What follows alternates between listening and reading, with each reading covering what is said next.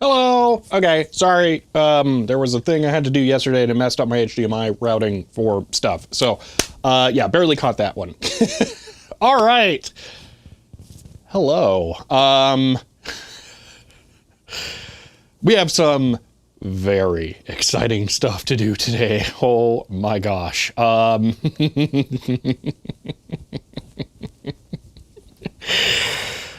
man. Okay, so if you've only seen 1/3 of the video, yeah.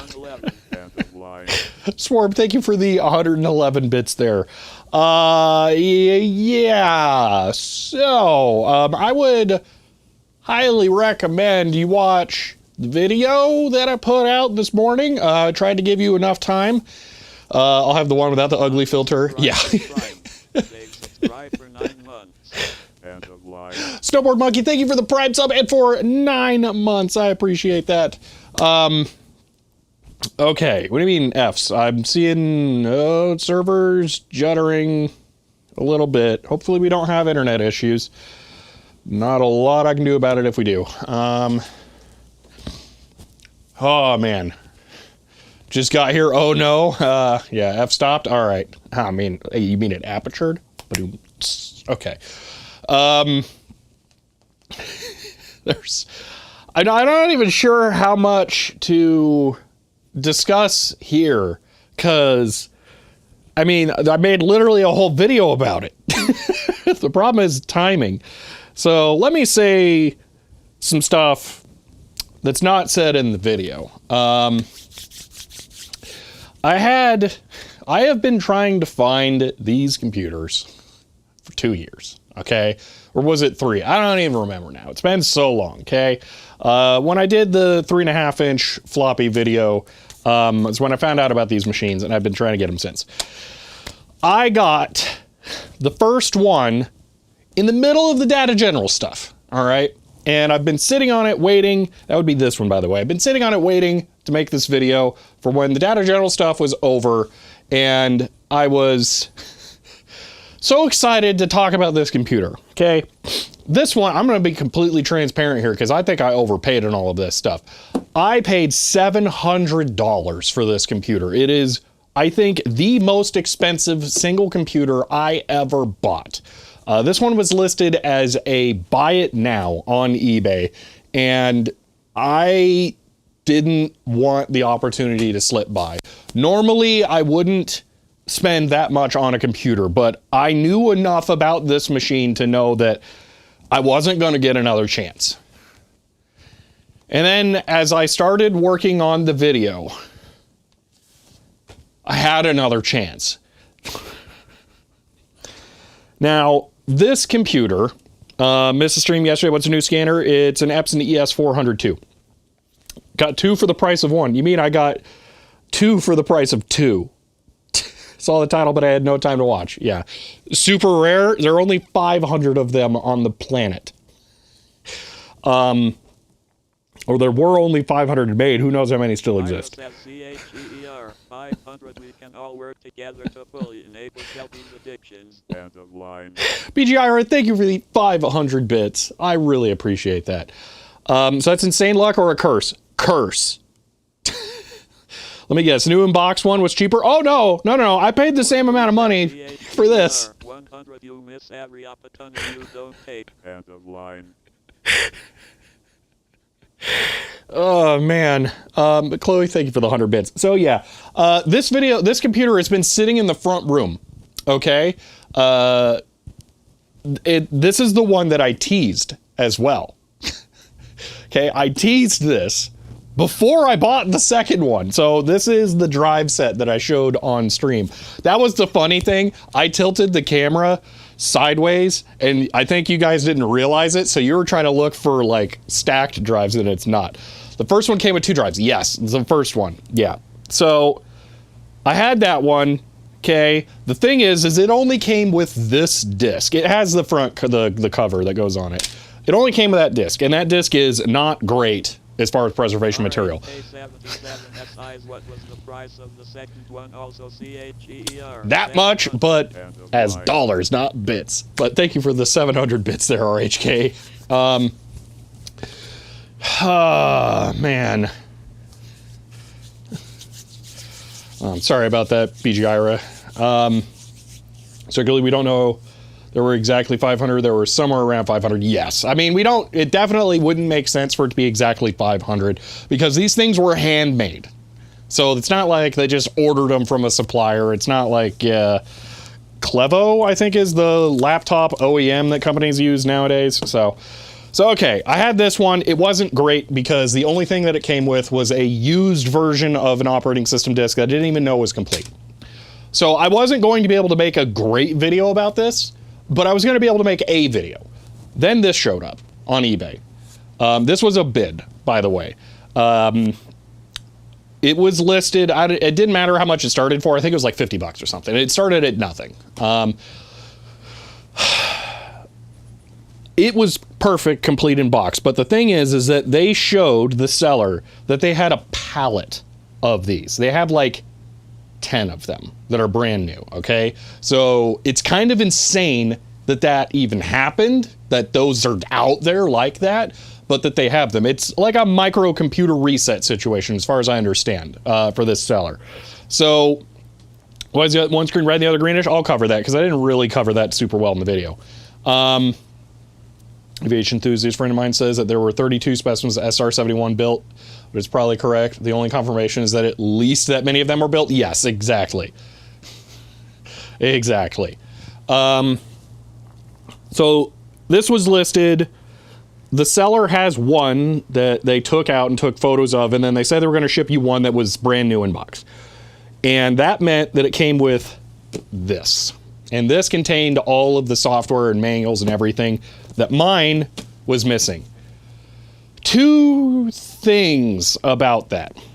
1, mine didn't come with anything, so I could barely use it. Anyone who bought that second one would have everything to go with it. 2, if that person made a video about it, it would destroy my video. And the thing is that I am extremely passionate about this computer. I think this thing is phenomenal. I really wanted to tell its story and talk about it and document it and share it. So I sniped I am going to win bid for this one. When the auction ended, it was, unless there was someone else that was as insane as I was guaranteed to get it. So I I ended up paying exactly the same amount for this one as this. So this was $1,400 in one video right there, okay? We're talking Hydro Thunder levels of investment now. Then I bought other stuff. We'll get to all the things, okay? So that happened, but here's the thing, okay? I now have a bajillion money tied up in this video. But the thing is that they had a photo that showed that they had a whole bunch more of these. All right? So the clock was ticking. If they could sell another one at any time, and then someone else could still get it and make the video before me. So literally, I recorded the script read, and then the day that I recorded the script read, the second one was delivered. The next day I went to the office and filmed the rest of the video. I had it timed out so tight that I had everything done as soon as I physically possibly could.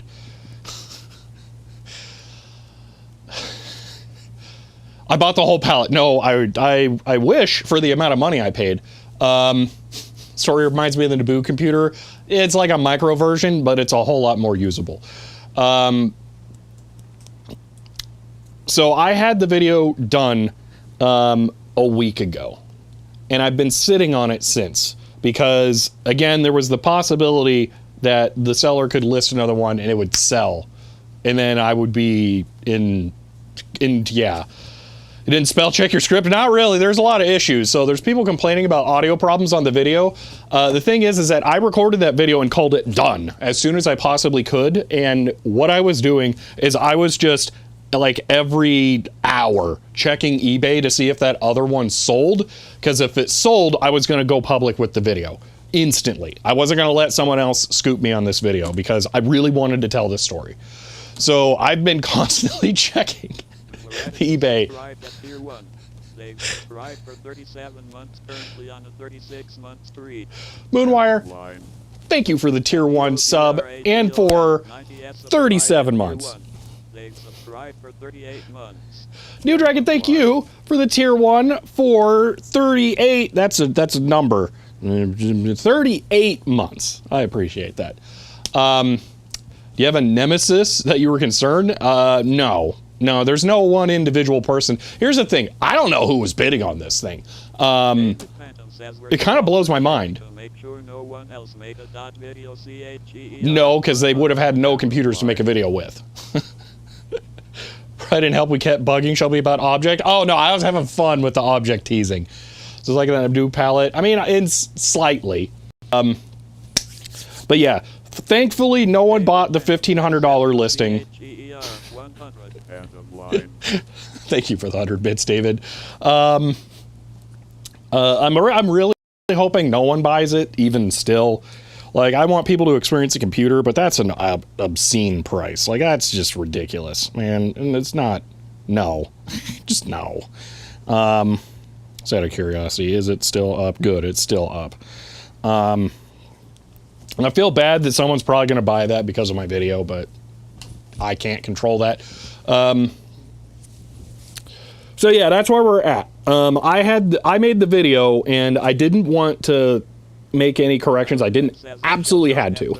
Myself with nerding out over the bits we've been looking at since I see and buy myself an actual machine to play with. CHER 100. End of line. I wonder if any of them were shipped internationally. Like, I mean, maybe like someone took them with them. Tyler Hoot. If someone buys it due to your video, they have impulse issues. Kinda.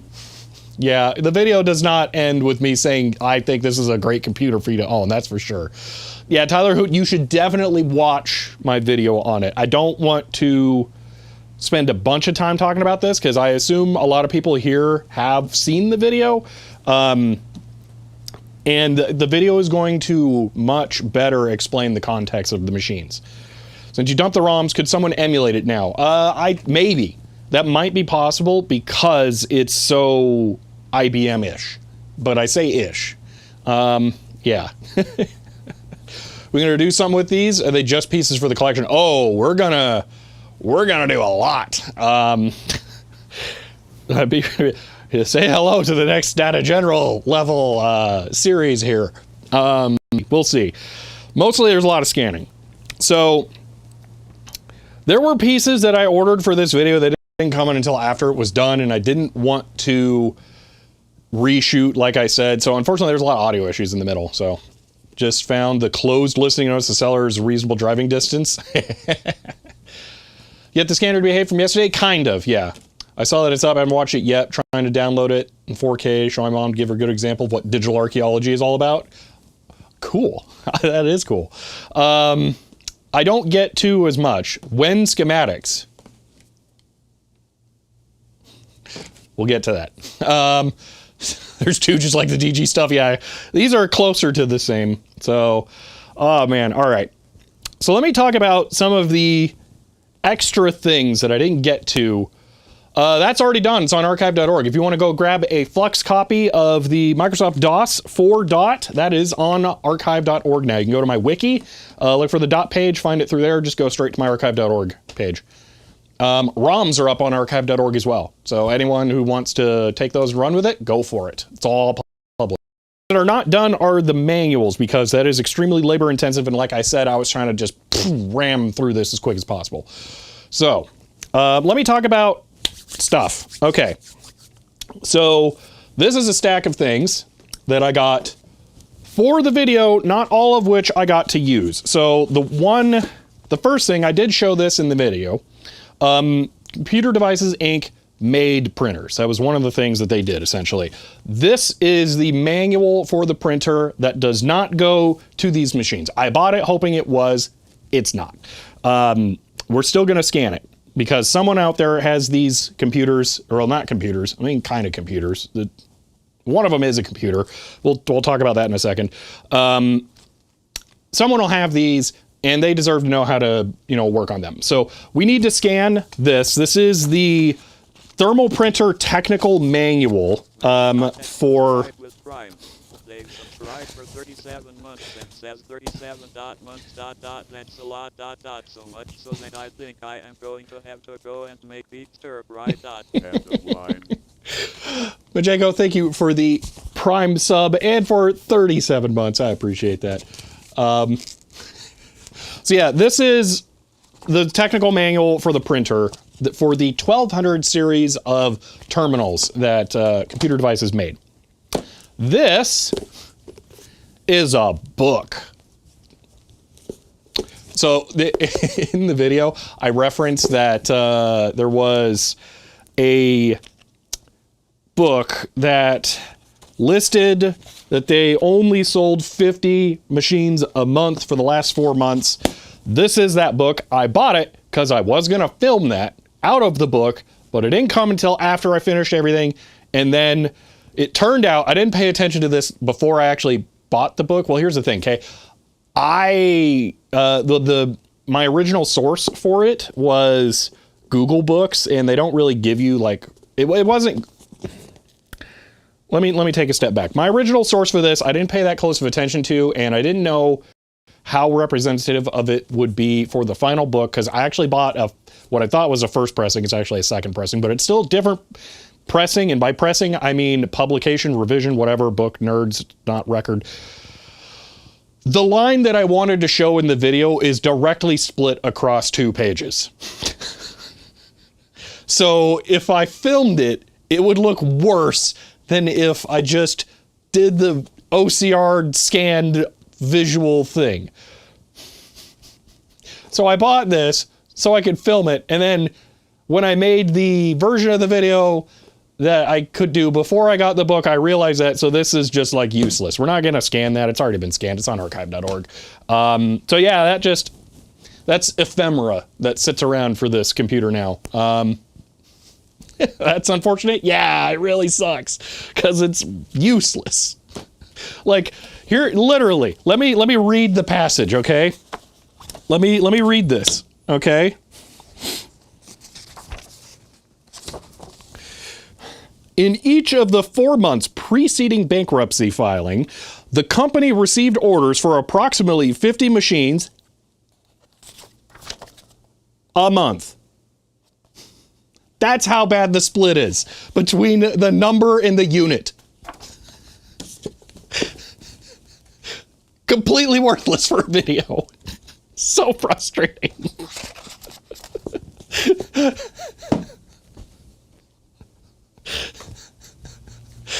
That stings. Yeah, it really sucked. Thankfully, the book wasn't too expensive.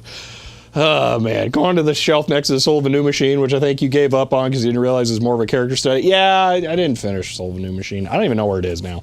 All right, let's look at another thing. Okay. It's not like you had to read straight from it. Well, no, but I was going to point the camera at it. Although, now that you say it, thought it was for B-roll. Well, it was for B-roll, but I wanted to show the 50 units a month part, but having to page flip between that on opposite corners wouldn't work for filming. But now that you say that, I totally should have just had this on camera and read from it. Like, that would have been cool. I'll keep that in mind for next time. Maybe I do that. Anyway, one of the things that has happened as a result of me making this video is so infatuated with Computer Devices Inc., and I want one of their portable hard copy terminals. There are some on eBay. They are the worst model you can get. I don't want them. They're also way too expensive. But this is the one that I want, and I was able to find this manual. We have to scan this, okay? This absolutely must be preserved because this thing is insane. All right, let me cut to this really quick, okay? This is the 1206 Pro manual, okay? This is ridiculous, okay? I cannot believe I even got the manual for this thing, okay? So here's the thing. I mentioned in the video that there was a portable processing. Yeah, so this is a terminal, and might be some in private collections. Yeah, so it's a terminal, but what's she doing with the terminal? Why is there a disc right there? What's she do? This thing runs BASIC. It might even run a version of CP/M, and it has a built-in text editor. That's another thing, but that's more like what the Brother EP44 has. Hold on a second. I'm just flipping to the page, and I'm trying to be careful with how I do this. Come on. It's in the back, because I know no one's going to do it, because it was probably $1 billion. Here we go. Floppy disk storage for your terminal, because you could get a DOS operating system for it. It had a local processor. It could run BASIC. It loaded off of floppies. This thing is insane. I would love to get this. This is a portable computer from 1978, I want to say. This is dated 81, so it might be slightly later, but still, portable computer, a DOS operating system. Yeah, that just stands for disk operating system. It's not going to be Microsoft DOS. Predates that, but it's just ridiculous. So we're going to scan this because there's like zero information. Here's the thing, okay? I mentioned in the video that it was shown at a National Computer Conference. There was no confirmation that the DOS actually existed until I got this. This is the only proof that exists, like, on the planet, that the DOS was actually made. We don't know that anyone bought it, but it looks like it's real. They have documentation for it. So, some of what you're saying is starting to sound like when Catherine did his 100K live stream and had Tron come on as a guest, bringing symbolics. 1200 machine graphics says, if you don't see this go on eBay, try to buy one of these. It sounds cool. It is. It's also extremely hard to use. Yeah. Yeah. I mean, the computers are not ridiculously difficult to use. They're just, I mean, $1,500 is just stupid money. It's absolutely ridiculous. Good. It still hasn't sold. So, yeah, we're scanning that manual. Unfortunately, we have to scan that on the A-Vision because it's saddle stitch, but whatever. Something that we don't have to scan all of on the A-Vision, though, is this. Oh my gosh. This. First off, look how thick that is. That's a lot of documentation, right? That's a whole bunch. What do you guys think that is? Because that's like, that's chunky. Want it thick? Yeah. Man, also dump the diskettes. There's only one that has data. I mean, I haven't checked the blank ones. Maybe they have like extra data because they're idiots on, yeah, but here's the thing, okay? I cannot believe that this exists and escaped from computer devices somehow. Where is it? Here we go. Technical service manual for DOT. This first page is broken out, but this is the full fat service guide for the DOT with literally everything. Here's a parts table, fold out schematics. We could not ask for more. So this cost me $100. Worth it, but just piles onto the ouch. So I'm up to $1,500 for just DOT stuff, like not even counting the other manuals and book or whatever. It's probably closer to like $1,600. But yeah, this is insane. So at the end we can clone it, maybe. I don't know how in-depth it is, but yeah, it's pretty nuts. So we got full schematics. We don't have or realistically need source listings because I dumped the ROMs. I'm hoping there is a source listing for a PAL that I identified on the CPU card. I did not try and dump that because I don't know how. This is really cool. This is the Sony OAD31V service manual. Just in here. Not D31, D30V. Here, let me... This binder sucks. It has a jam, so I'm trying to not destroy the pages as I flip them through here. But this is Sony Corporation. This is the OAD30V manual. That, I think, has been preserved. And it's not the complete, it's just a part of the manual that's relevant to the machine. But yeah, this thing is, man, it's nuts.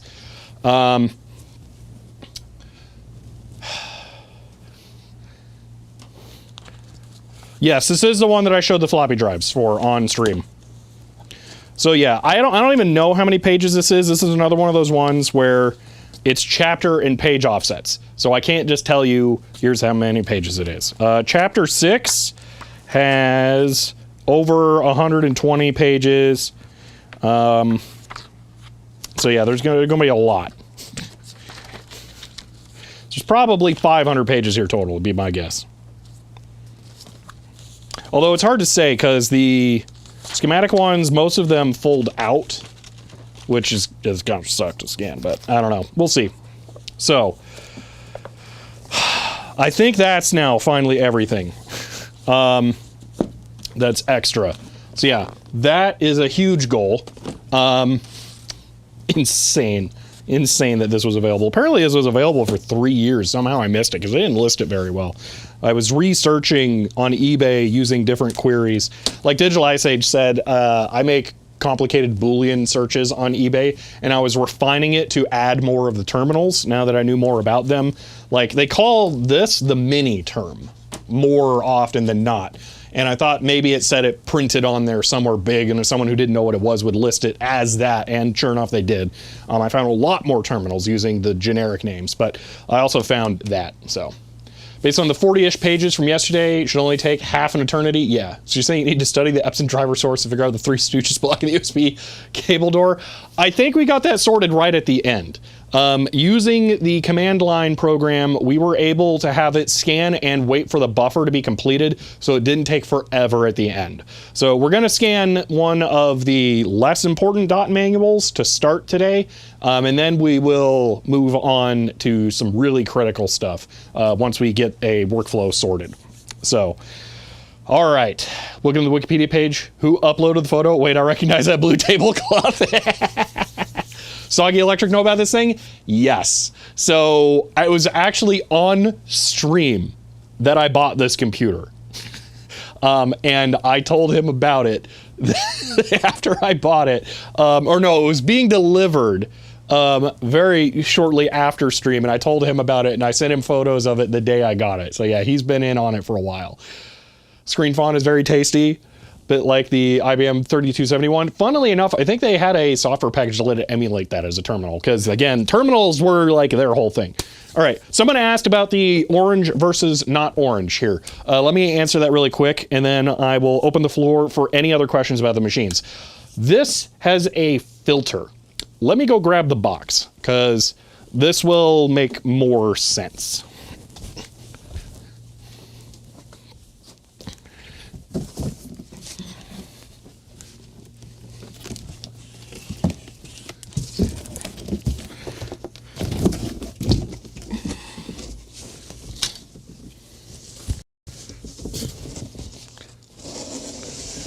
Don't mind me just grabbing the box for one of the rarest computers on the planet. So here you can see it says with case. That is the top part, which I didn't even realize was an option until I got these. Pretty sure that does mean it's an option. We have the serial number right here, one drive, because that one was configured as one drive, and then amber filter.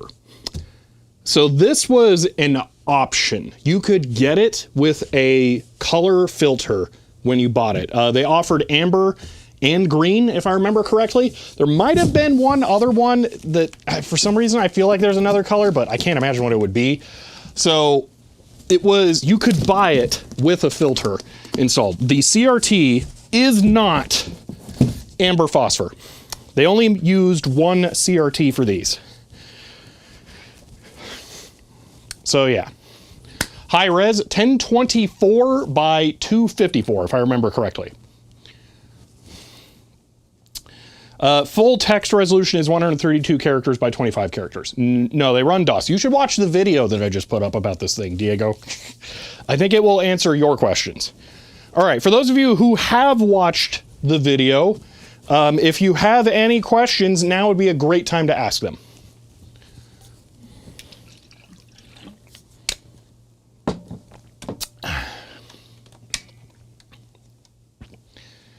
Should watch a video. I would recommend it. I put a lot of effort in there. When are you sending yours? Probably never. Honestly, can I even ship stuff out of this country right now? I don't know, man. Do I see a printer built in? Yes. This has a thermal printer built into the top. Neither one of them work. I'm hoping that in this service manual, there are descriptions of the belts so that I can just order them. If not, I extracted the belts from this one extremely carefully. They are completely intact, and we're going to count the teeth. I already measured the pitch, so yeah. Okay, both 8088. So Z80 option. I don't think the Z80 option... They've subscribed for 4 months. Vivi, thank you for the Prime sub and for 4 months. Okay, Z80 option. That's a really good question. I don't think it actually exists. Based on this service manual, it does not show any schematics or hardware information for the Z80 card, and it is extremely comprehensive. It does mention the Z80 card as an option. It's put under software, but I don't know if it was actually made. So no, neither one of these have the Z80 card, which means probably every single one that you can go buy on eBay does not have the Z80 card. They also don't come with the software. That's a whole other problem, but yeah, so the Z80 card I don't think exists, but they were intended for you to be able to buy a Z80 card, and run CPM on them, because they were kind of hedging their bets both ways. One of the reasons why I wonder if that even exists, Ben would know this better than I, is it even possible to use CPM on a 132 character display? Maybe with terminal configuration stuff, it would be fine, but I think the way this would have to work is internally, you would connect the Z80 card to one of the serial ports and then use the dot as a terminal to control the Z80 card. CPM would be fine? Okay. How about like software and stuff for it? Because as we know, that would be a nightmare. And that's part of why I don't think it actually exists, because I mean, you think it's bad trying to get DOS software? How about trying to get CPM software for a DOS computer that has a CPM option? It didn't exist. There's no way. Okay. How much cheaper was this than an IBM? That's not really a fair comparison. The IBM 5155 would be the closest thing to this. IBM 5155. Okay. It came out in 1984, which is later. And it was the same price. Didn't include a printer, didn't have as cool of a monitor, but, you know, was actually IBM compatible. Slots are probably not ISA compatible. So that's the thing. It does have 2 ISA slots. I do not really have a significant interest in trying to put anything in them except for an XTIDE, but that probably won't work because it's like a weird BIOS and I don't know. So I have 0 interest in ever putting any ISA cards in these because I think it's a bad idea. It's so weird. So yeah, I just think that it's likely that they aren't properly built. So, will it run Doom? No 8088 will run Doom. They've cloned themselves enough of the IBM BIOS is probably 99% compatible. I think they put all the hardware in different places. BIOS calls line up as original PC. Okay, there's enough technical data. Would it be possible to build a Z80 card for it now? No, so that's what I was saying. There is no Z80 card documentation in this service manual. It's one of the reasons why I don't think it actually exists. Okay. So how much cheaper? Actually, you know what? Let me re-answer your question here. It was cheaper than the 5155. This one is a $4,200 config. This one, I believe, is closer to a $3,500 config. So it would have actually been cheaper than the IBM PC. They sold for $3,200, an OEM only one that wouldn't have come with a bunch of stuff, like including the printer. So I think this is a middle config. How much was it new? So again, I think $3,500 to $4,000, and I believe this one would be the $4,200 configuration. So I can tell the BIOS doesn't support option ROMs. Yeah.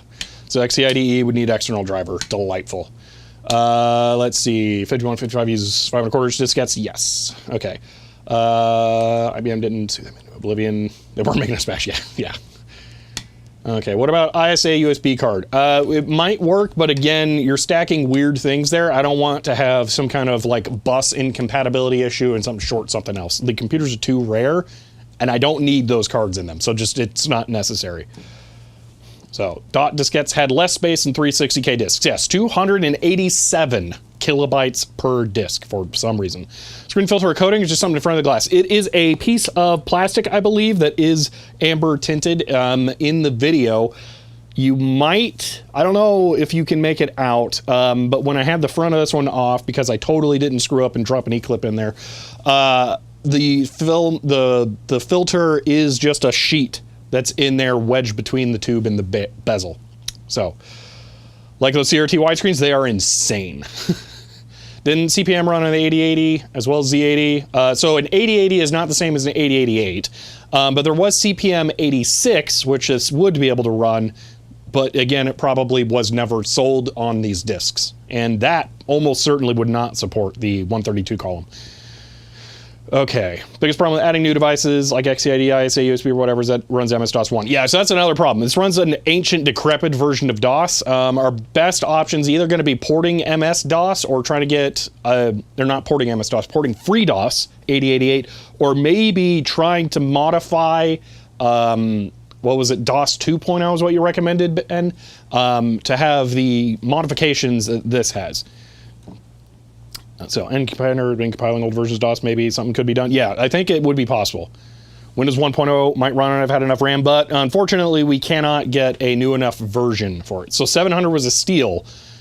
Well, you can't compare the new prices versus old prices. Like, I bought my HP computer that cost $25,000 and it was new for $7. I don't think I'm ever going to beat that. As long as money is actually exchanged. Like if I got something for free, like that doesn't count. Direct comparison, 160, 320, single double-sided IBM format, think didn't come out until later. Think this was for, ooh. That's an interesting point. So you're talking about the A revision IBM 64K Max motherboards, I think? Huh. Man, those were such a short run. They're so hard to find now. But I guess 81... I don't know. I feel like you can't give them that. I have a feeling that they were more prominent. That the later one came out soon enough that it would have been compared against the 360Ks. So you're not porting DR-DOS or PC-DOS. PC-DOS is just IBM DOS or MS-DOS, just with a Control R, replace MS PC. So those floppies are the missing link between the Brotherboard processor format and 360K. No, these are just the first 3.5 inch drives. Like literally, these ones were the first ones sold to any other company outside of Sony. The Sony Series 35 has, and they're not quite accurately listed in the Popular Science magazine that I've used. They show an earlier revision than these that are not OAD30Vs, which these are. The Series 35 had a slightly earlier revision, but these were the earliest ones that were ever sold to other companies. 5.25 to 3.5 IBM permanent disk converter you mentioned in the video exists. I don't have a record of it existing. There's just a record that it was offered. Technically, the Popular Science magazine from 1984 said that you would send your disks to computer devices, but they were obviously bankrupt by that point, so that was bad information. I think it would be most likely that you would go to a dealer and they would say, I didn't spend $8K on the kit, get lost, and then you would be hosed. How much have I spent on my $7 computer?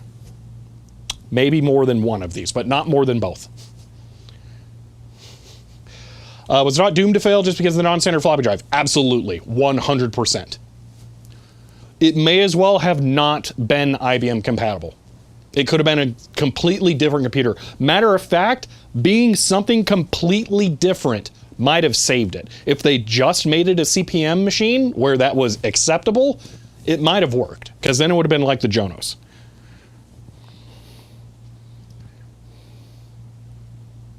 Is this section going to be edited in next week's TT2 video? No. I like the hand up emoji too. Just send them a Lotus 123 system disk, have them crack the copy protection, make it work for a weirdo. Yeah, exactly. That's why I brought up the Microsoft Adventure disk. Like, that ain't happening. Maybe it came with a keyboard, it was just sold as portable. I mean, it came with a keyboard. Yeah, they do have keyboards. They came with keyboards. These things network capable in the sense that you could use an acoustic coupler with them to phone into a machine, yeah, but outside of that, they were no more network capable or incapable than any other IBM PC.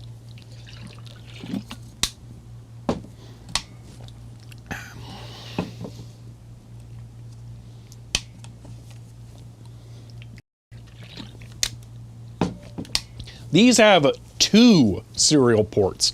Your question makes me think you haven't seen the video, because I prominently show the serial ports functioning, but I guess I didn't cover them too much. I didn't show actually plugging the cables in. I wanted to, but the effort to film that versus just implying it was too high.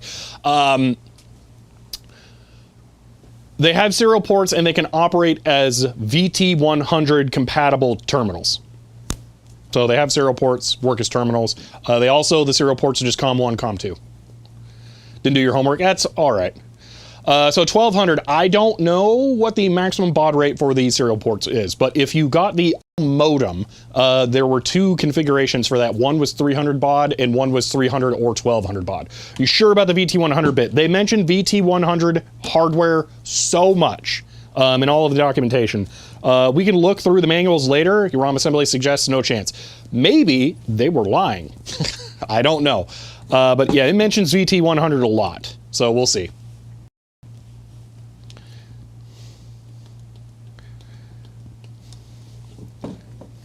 It's also possible they meant that they just off for VT100 emulator. I don't know. You know what would be really cool is if it had a 132 character VT100 mode where it showed 80 by 25 on the side and then had like weird status stuff. That would be kind of cool.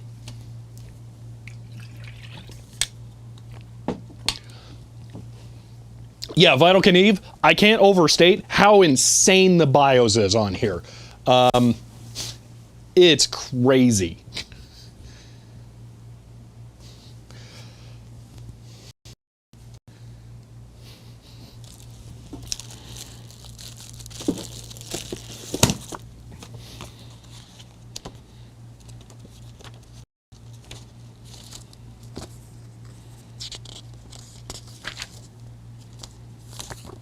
We'll look through the documents as we get them scanned, Ben, to confirm that.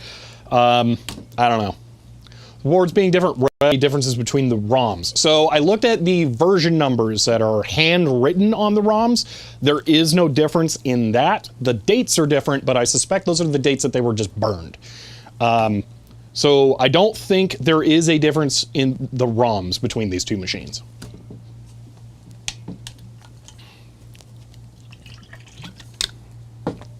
All right. Is it time to start document preserving?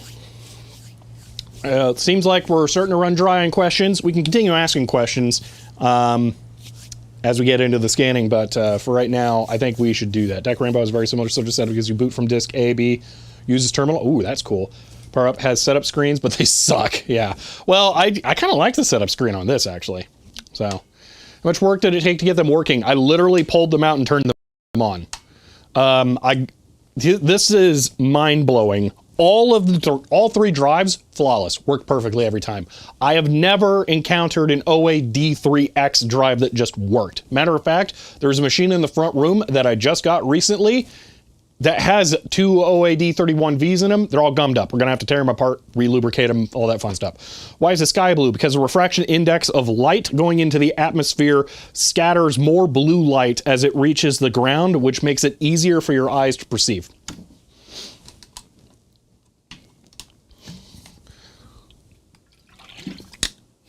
All right, I think it's time to scan.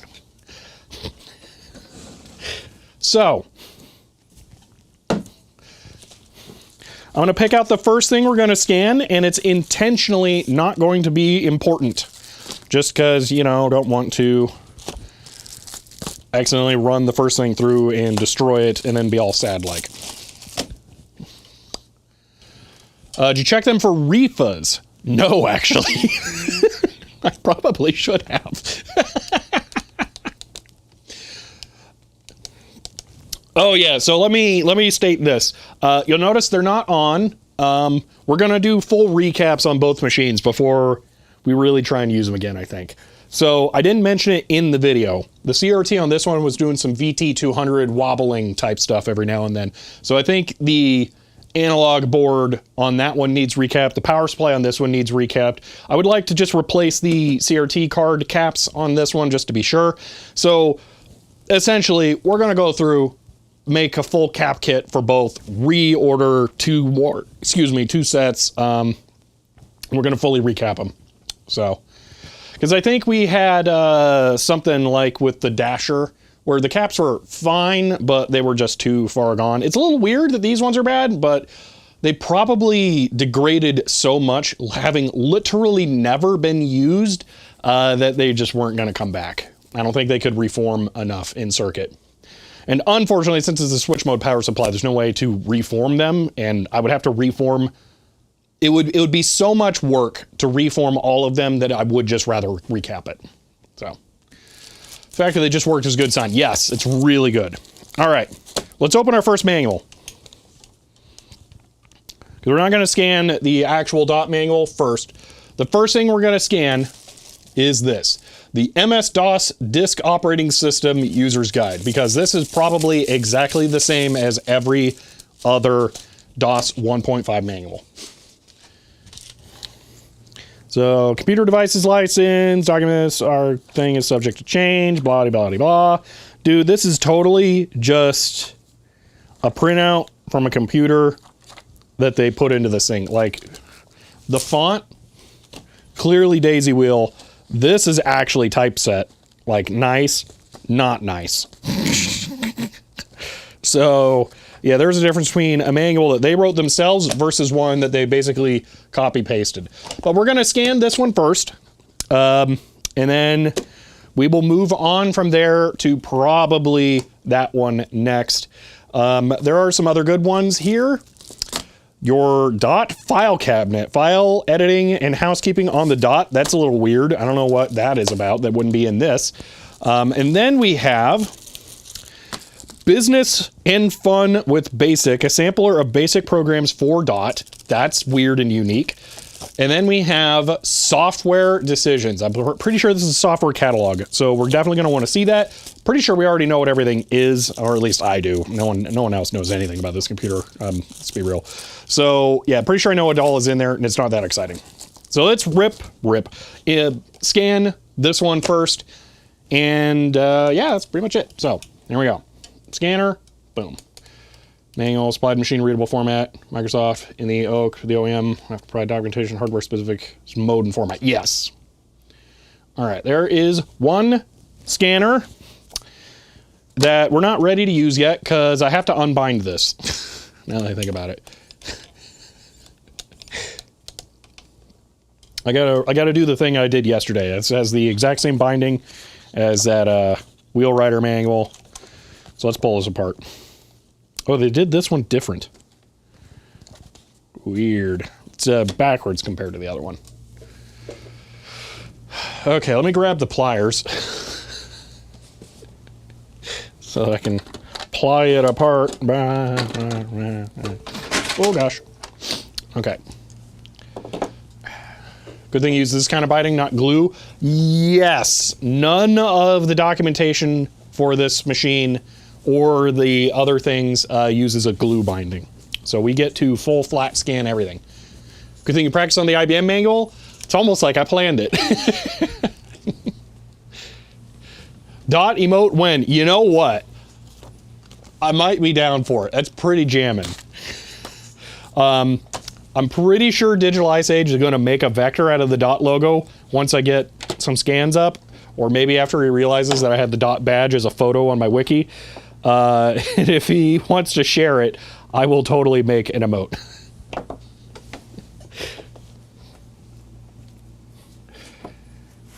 All right. So the instructions, use your hands. I would if it didn't hurt like crazy. I'm not using my hands.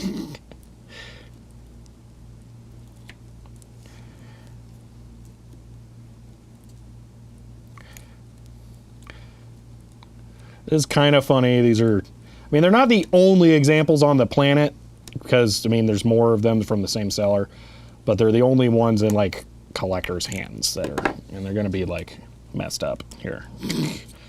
Yeah, there's no way to do this by hand.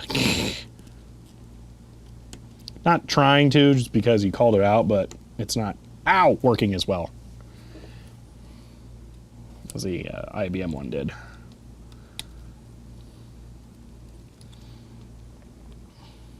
It's only grabbing one of these at a time for some reason.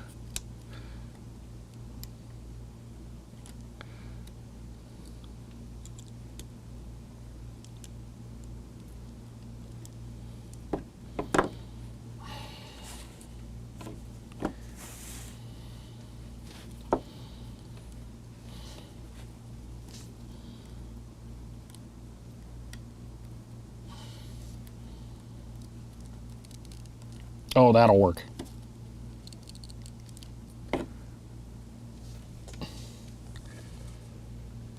Totally watch too much videos.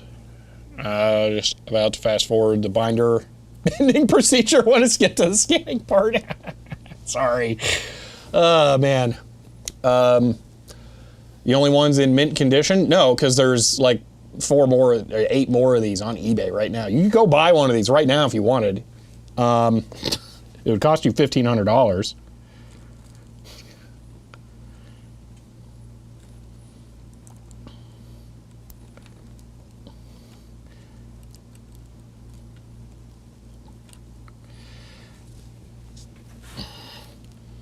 Sort of the record, I'm not endorsing that seller or anything like that. I'm not recommending you go buy one.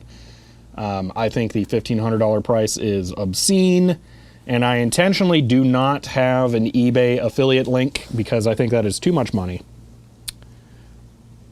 And I don't want to encourage people to pay that.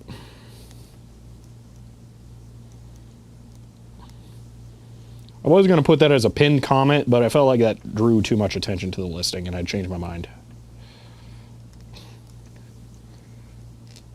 Also, it kind of undervalues the point of the video. Oh, they're super rare. And then, like, here's an eBay listing with like 10 of them. Like, this is a one-time thing, but it massively undercuts the punch of the video.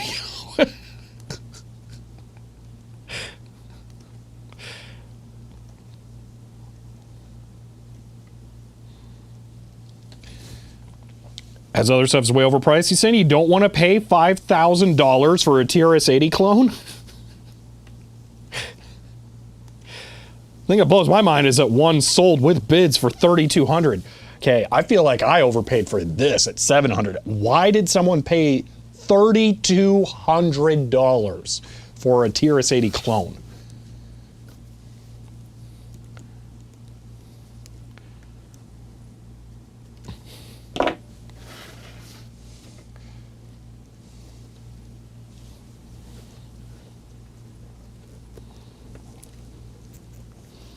So yeah, I think you guys will understand now too why I bought the new scanner.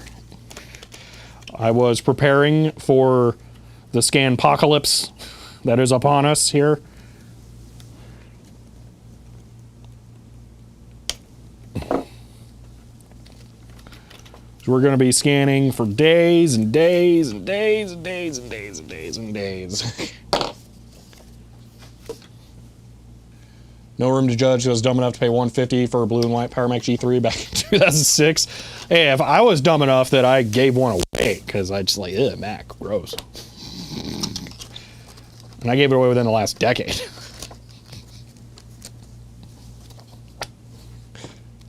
Quick shuffle this page, yeah. There'd be at least 2 idiots who are willing to pay that much for the $700. Yeah, I do not understand who else was bidding on it. I would love to just talk with them. Like, why? What do you know? Is it just weird computer, or do you care? Because, like, I cared. Are there page numbers? I'm just going to go ahead and guess no, that they're chapter and page offsets. Yeah, they are. Why is everything like that? eBay bidding bots? I mean, you think the seller bid it up themselves? I'm not insinuating that. Just that would be wild. Could have gotten it for $75. Your first bid, did you bid first or did they? There were a bunch of bids. It was multiple people. So it was multiple dumb people. I don't know. Anyway, it's like, I always say you should only bid twice on eBay. Once if there are no other bids, so the seller knows there's interest. And again, at the very end, to snipe. There's no reason to bid elsewise. Just treat eBay as if it's a blind auction. All right. Do you have software automatically add page numbers? Oh, well, I mean, they literally sold a word processor for this machine. The other bidder was a keyboard harvester. Horrifying thought. Subscribe for 38 months, currently on 38 months free. End of line. Retro Engineer, thank you for the tier 1 sub and for 38 months. I appreciate that. No HP 1000 machines still in use. Oh yeah, but those are like, that's because they're good. Everyone bought rare hardware on eBay just for the manual, asking because, well, this guy right here points itself. I mean, I kind of did too. All right. Let's get some sweet scanning action going. Boop. And you know what? Just give me a second. I'll click you over to here in a moment. Alrighty. We're not ending. Don't worry. No.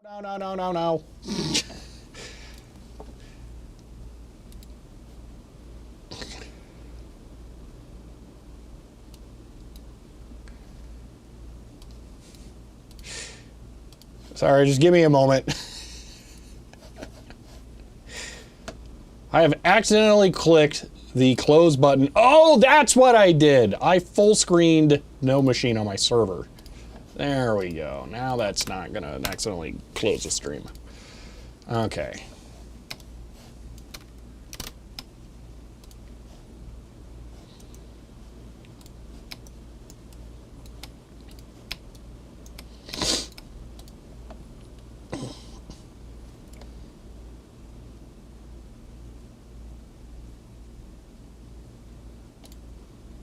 Are you kidding me, Digital Ice Age?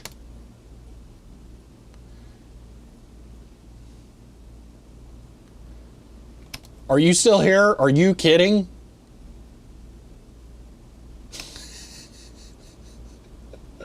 Apparently there was some dude in June claiming to work at CDI. That's insane. All right, whatever. Okay.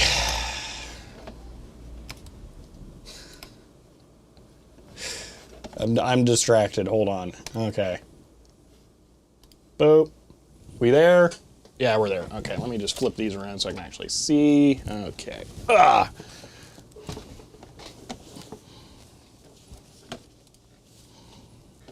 All right. If you would entertain me for a moment, I'm going to look at comments on the video. Because it is brand new.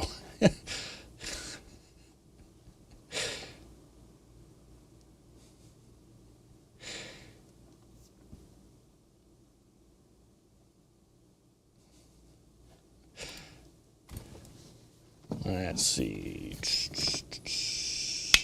I'm going to ask my ISA slots. Don't press the big red button. Yeah. Wait, when is it? She'll be distracted. Yeah, I'm always very on. What's that shiny thing? All right, we're going to scan directly to Nextcloud this time. That way I can do any post-processing I need to on servers or at home or whatnot. But we're going to try and do them all here. So this first one is going to be MS-DOS manual. All right. Okay, you know what? I can read comments while we're scanning because this is going to be slow.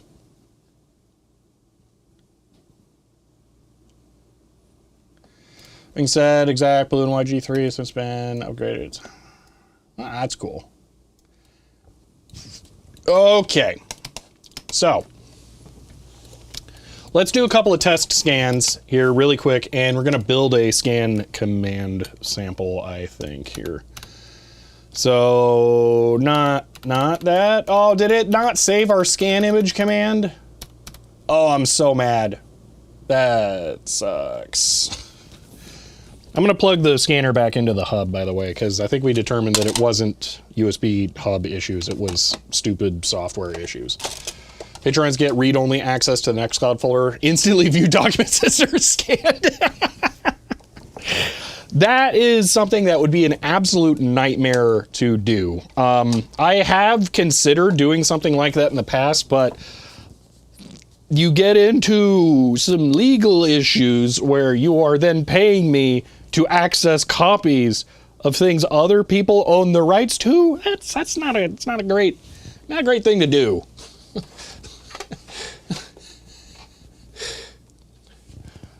No, H. Fontrez, I had multiple bash windows open at the time, and I think it didn't save the bash history. That's what happened. Did I forget to shave or something? I feel like extra fuzzy for some reason. Okay, I'm going to pull all of the IBM manual out of the scanner here.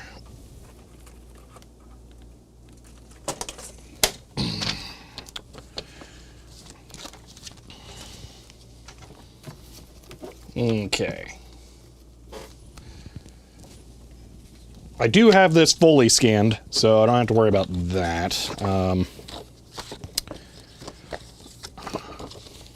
Dude, I'm half tempted to not put the binding back in. Are these the same size? They are. I wonder if someone was offering like a service to make manuals like that. Okay.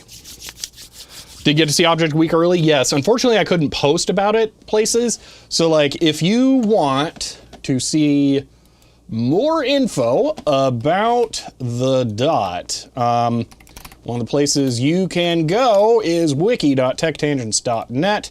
I just published the full page about the dot with a bunch of information about it here, as well as a lot of my research. This isn't all of it, but this is some of the like big gotcha points. So you can look at this to see some more information about like RAM capacity, you know, other things like that. And everything I scan here will get linked on that page after it is uploaded. Okay. Let's make a thing. Create new text file. Scan. ADF. SH. Went to give new video a thumbs up. Me got hit with a Dell ad. Oh gosh. Nakalak, thank you so much. I appreciate that more than you realize. Especially because you had to type that out. I really appreciate that.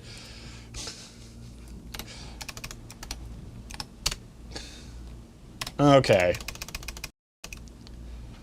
Hello, Cart We're doing more scan in action about a thing that you may not have seen the video on if you're joining us for the stream this late.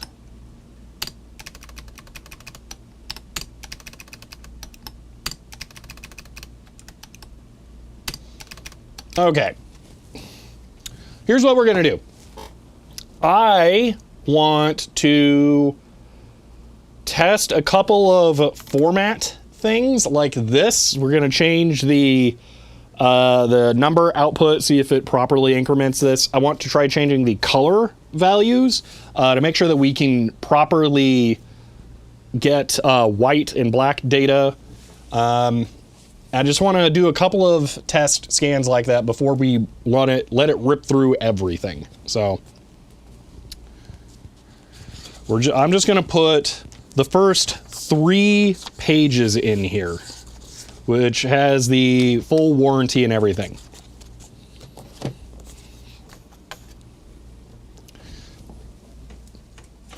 All right. Mind-blowing that I'm scanning docs. Okay. Let me do this. Scan dash A. I just want to see where the color options are, if they were here or if they're in the main one. I think they're going to be here though.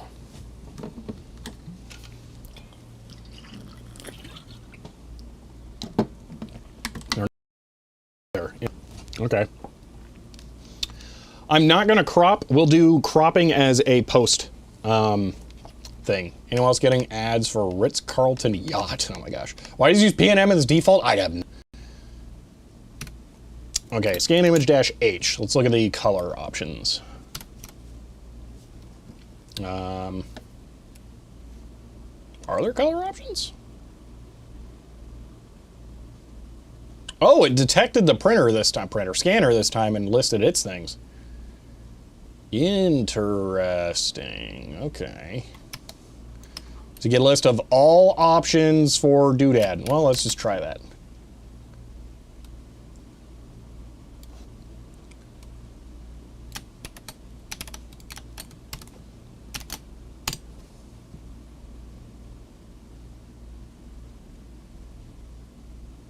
Failed invalid argument. Dash D. Weird. Okay, I think it did already. Duplex ADF? Yes. I just bought a brand new one specifically for this project. That is why I bought it. So yesterday we did a stream where we tested getting it up and running and working. So we have the software working.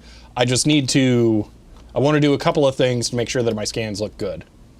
Used to be device address change from yesterday. That's why it errored. Jerks. Well, that's going to kind of suck. 6.3. Oh, that's because I plugged it into a different port. That makes sense. 6.3. Color hot pink, yeah. Why color? I always scan in color. Failed. libusb 6.3. Epson DS. You know, I'm just gonna copy paste this and we'll see if that works. He doesn't like the, oh, you know what? You're correct. You use the equals when you use the full name. When you use the full name, you just jam them up against each other. Is this a service manual? So, no. First off, Digital Ice Age, I don't know if you were here a moment ago. I saw your DMs on Discord. That's insane. I wish I had seen that earlier, but also with the timetables, it wouldn't have happened. I would have contacted them, but maybe for the follow-up. Second thing, I always scan in color. Always. No, oh, this is the MS-DOS manual that I'm scanning first because I wanted a low-risk thing to scan first. There we go. Okay, resolution 600. Yeah, so I was trying to see if there's a way of adjusting the black, white, and gamma values for this, but it doesn't seem like there is. So I guess we just go with whatever default it has is. Okay. Streams are always on VOD. Found the Facebook contact literally this morning. I know, it's like, it's maddening. Crazy.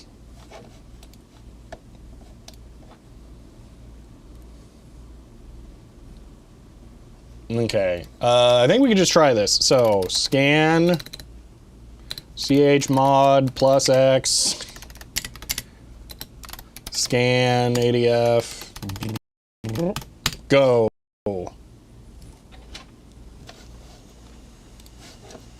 Scannerooning. What would constitute a risk when scanning? It does that.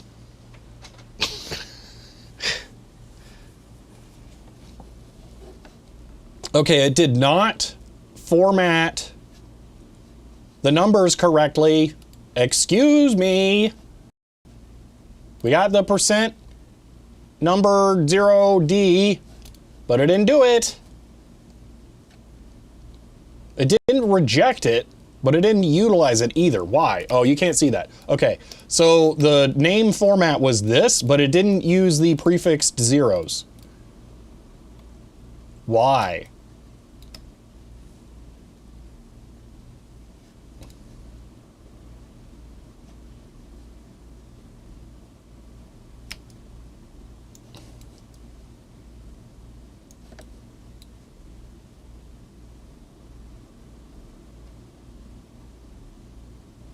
Guess it just doesn't chuck it at sprintf then? Ah.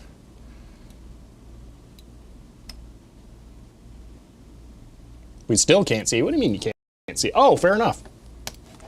There you go.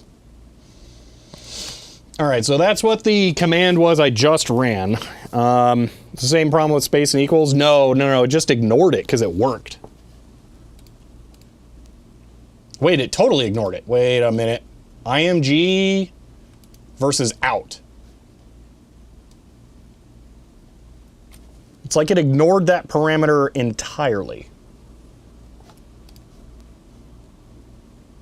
Let's try batch with an equals and see if that, wait a minute, could it be because of that last line end thing? Did I screw up? Hold on, let's just run this again. Wait, yeah, out of paper. That's fair.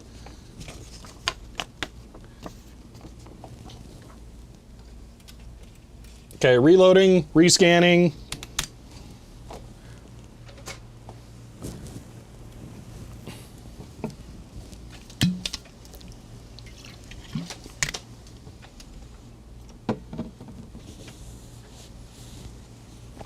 Yes! Okay, there we go. That's better. All right. I think we're clear to scan. So I'm gonna put the, where's the back cover?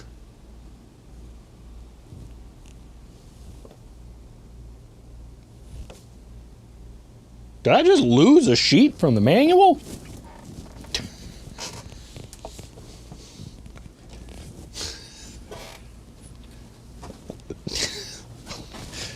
I think I dropped or misplaced the rear cover for the manual somehow. Where? Oh my gosh, I'm blind here. No, that's the front.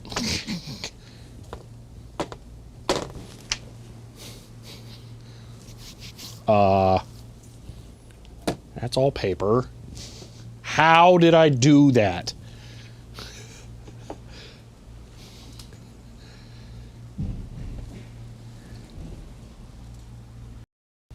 Didn't accidentally mix it up into the IBM.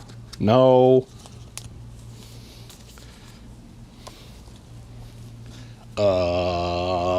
I was gonna scan the front and rear covers first, but it's gonna be a little hard to scan the rear cover. Thankfully, the rear cover is not unique in the slightest, so losing it doesn't really matter. But I feel kind of stupid. And by kinda, I mean extremely. How did I do that? For $1,500, go buy another one. Yeah, of the completely redundant thing. All right, I'm scanning the front cover. I don't want to delete that file. Okay. Scan. And then I can look for the cover while we scan the rest of it.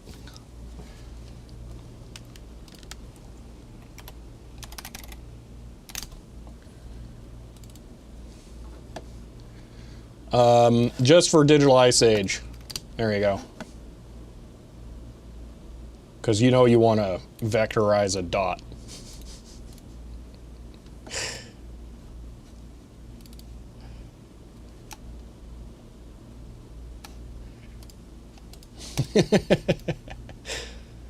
Okay, so let's move these here.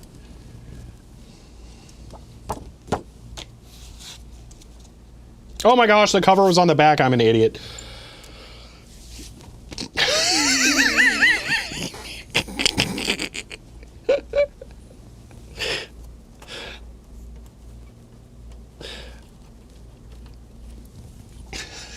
So don't want JPEG, you're going back to TIFF. I'm gonna go JPEG since we're about to make like 5 gigs of data as JPEGs. Weird place for the back cover to be, I know, right? Okay, this is the whole .MS-DOS manual. I'm putting the entire thing in there. We'll see if it'll fit. It will not. Okay, I'm gonna split it in 2. Okay, that's face. You know, I'm gonna put it face down, just kind of how it's meant to go in there. That's the front though, isn't it? Hold on. You're telling me the back cover was on the back. I'll alert the press CHER 100 end of line. I'm not saying I'm smart, so JPEG encapsulated in TIFF, yeah. It's always the horrible thing about TIFF. TIFF is the AVI of image files.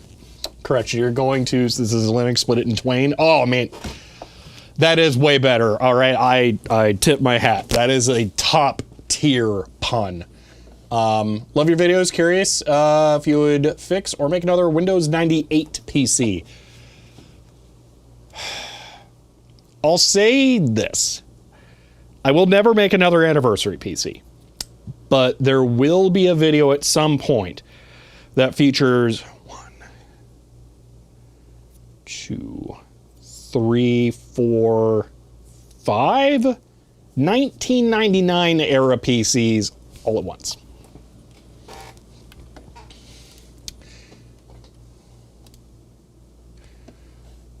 Okay.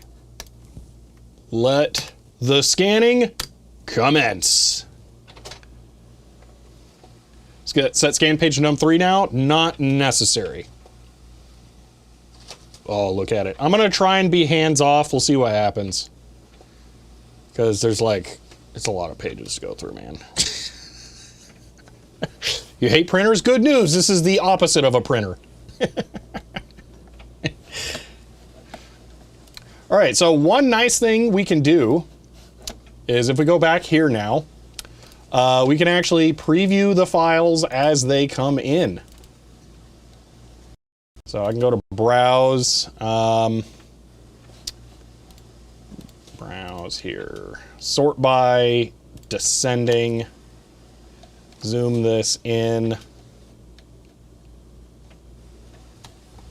hide that.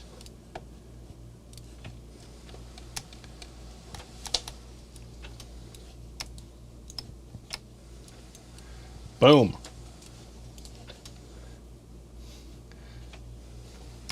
So I make it slightly wider. Yeah, the Gwenview continues to be just, you know, the best program.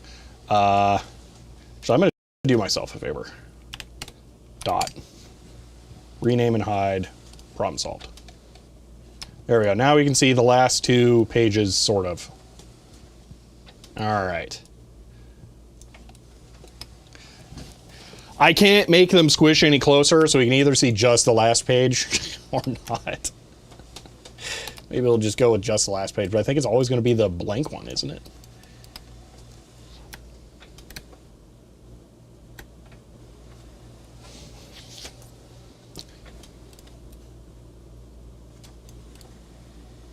I need it to stop selecting things. Maybe if I do this. Nope, it's just being weird about it.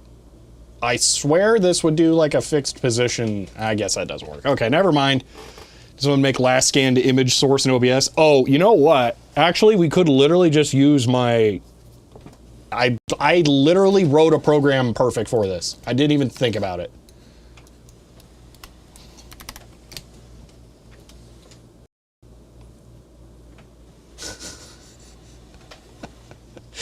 No, like, I'm not even kidding. I wrote a program that is absolutely perfect for this. Pi Live photo view, or Pi Live photo. Like, I'm not even kidding. Let's just use this. Copy. Git.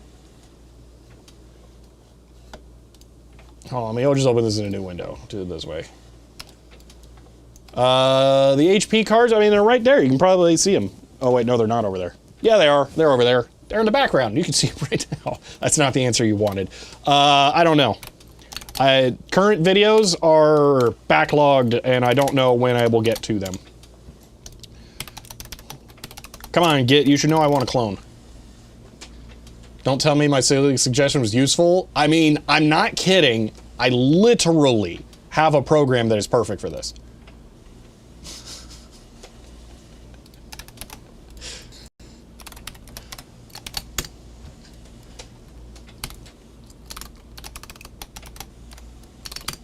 Watch this.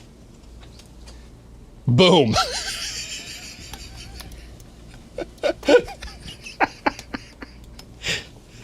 So this will update once a second, and it's going to always show the newest image.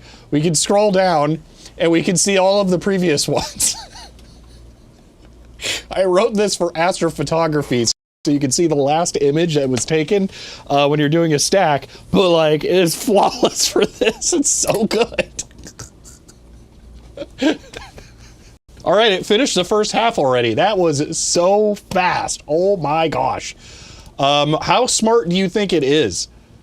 Do you think it will automatically continue the next set of scans without clobbering the files?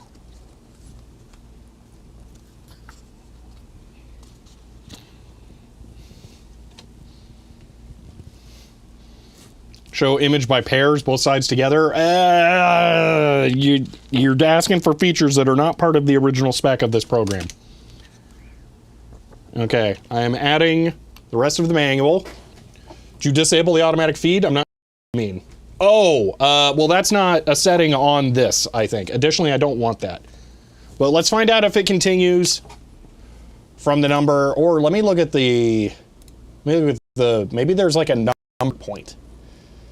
Buffer size, version, device, ICC list, batch. Batch count, how many pages, how many, increase page number, file name by number. I think that would work. So if we do this. Laura Coon says feature creep around here that never happens. Yeah, really. So if we do that, increment it by 86, I think that will offset it. Let's find out. Worst case, we rescan it.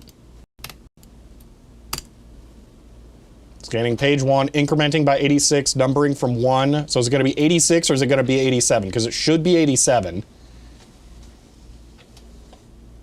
So there's our existing page. Perfect. We should get a...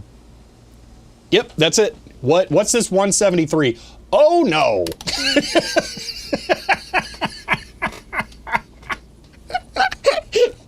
That did not do what I thought.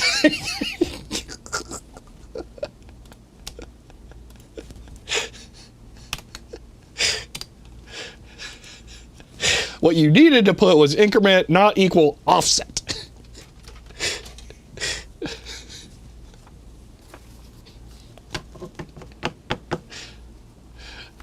Yeah, it does appear to determine the number though, so we'll just rerun it without that and try it again.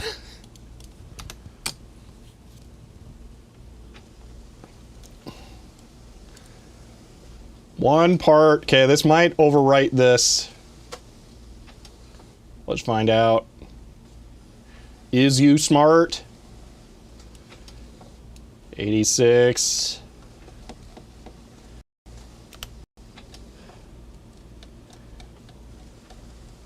I don't know what it's doing. Just now. No, I think it's... Yeah, it's clobbering him. All right. Cancel. Batch start says incompatible with format. Well, we're not using format. Hold on. Batch start. Where was that? Print, count, double. Batch increment. Where'd you see batch start? Batch start, page number. Ah, dude, this software is terrible. Okay, that'll be what we need. Batch start will be 86. After we rescan a couple of pages from the first section again. Hold on.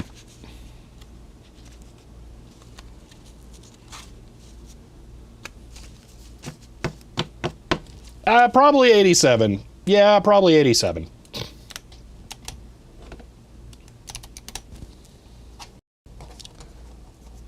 Okay, let me just rescan the front until it gets past all the parts that are already clobbered.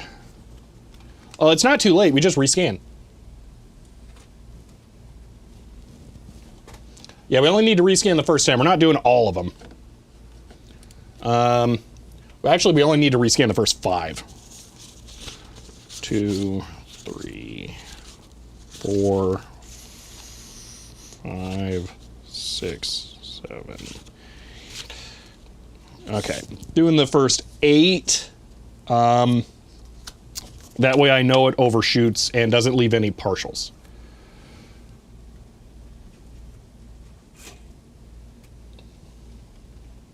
Okay.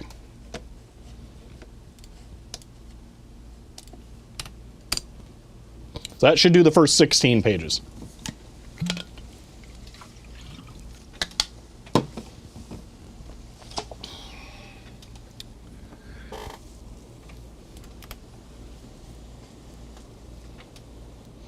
The internal pages of the manuals are only printed in monochrome. Would it make more sense to screen them in grayscale? Yes.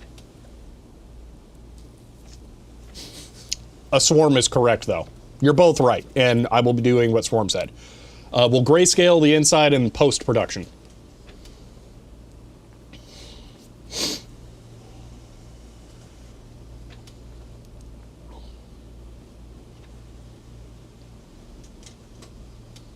What did you miss? Totally, definitely not me completely failing at knowing addition.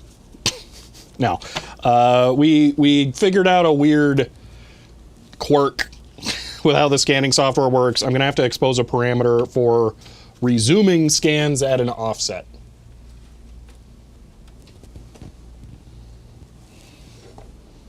Missing back cover. Found the back cover. It was exactly where it was supposed to be. All right, here we go. Scanning page 87. Boom. Totally works. Okay, so here's this. Oh my gosh. What was the... hold on. IPA 247.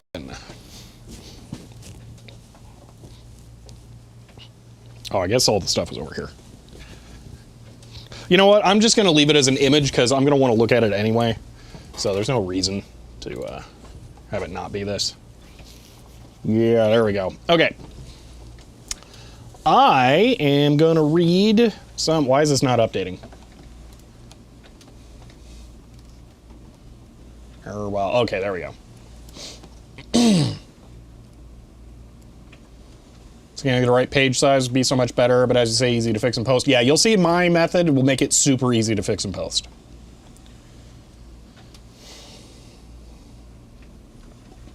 Yeah, Ben, I might consider doing something like that.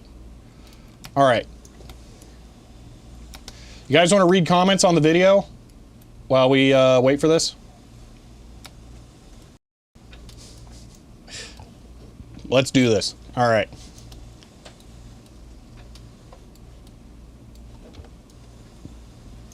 All right, can you have it? This is my smiley face, or this is... This eye smiley face. No, you cannot have it. Amazing that it works right away. Yeah, unbelievable. The electrolyte and the caps must have been completely separated after 40 years of dis. That's not how electrolyte works. Don't know why you're fascinated with this computer. Maybe you can use it to log into Linux or something, but that's about it. Why use any old computer? What happened to the monitor? It went sad. That's not this video. That's the Atari ST. That person is a Wally. Welcome to YouTube comments. I gotta move this over. I can't read chat. Okay. Been a fan of your channel for a while. Of these obscure first of their kind computers. Thank you for preserving and giving these amazing machines a voice. Dude, that is exactly what I'm so excited to do for this computer. A number of people have recognized that, and I'm really happy. Congratulations on owning 1/250th of all dot hardware ever produced. Yeah, that is not lost on me.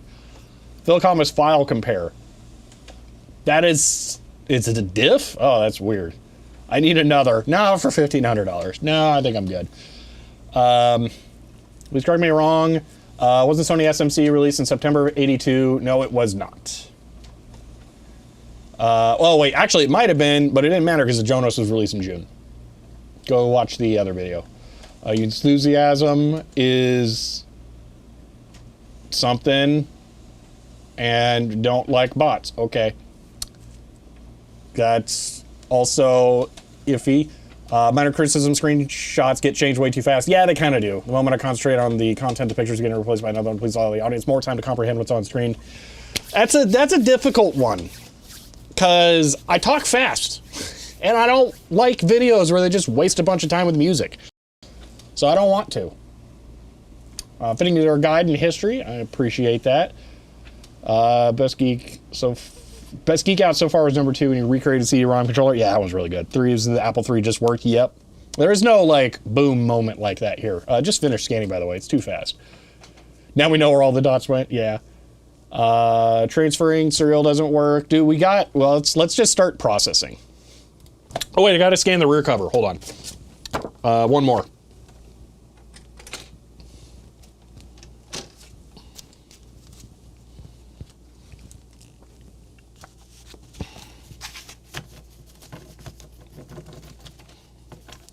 We need 3% to become a 1%, or 3 more to become a 1% owner of DOT. Yeah, that's definitely my goal. 171. That's a lot of pages, man. Boom. Oh, wait, no, this doesn't start it. Boom. You know, it'd be pretty easy for me to just do that. I should make it a little smarter, though. Okay, so now we have front and back covers.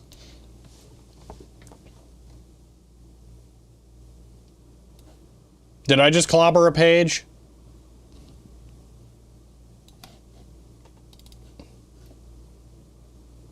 I don't think I did. No, I didn't clobber a page. So then, yeah, inside, outside. I got them backwards, but it doesn't matter. Okay. Scared me. All right, these are backwards, but whatever, that doesn't matter. Okay. So I'm going to cut that. I'm going to show hidden folders. I'm going to make that not a hidden folder now. And I'm going to move that here. I'm going to rename this 0. And I'm going to move it back up here. And then I'm going to rename this. This doesn't matter. But 1. Okay. Now, ls sort v. Okay. Star.tiff sort. That's true. JPEG. Okay, so that'll work. All right. All right, let's do some things. GIMP. Let's get some values and we'll get back to reading comments in a second. All right, that's the least useful image to open in GIMP. Let's open the first, like, actually printed page. Okay, open with GIMP. Alrighty. I'm going to show you how to use scan to PDF to process a manual like this. So, scan to PDF. Okay. You know what? Let's do this in Kate so that I can be lazy. Scan to PDF dot py. Okay, and then I'm going to do a -H here. All right. So, oh look, my help doesn't suck. Okay.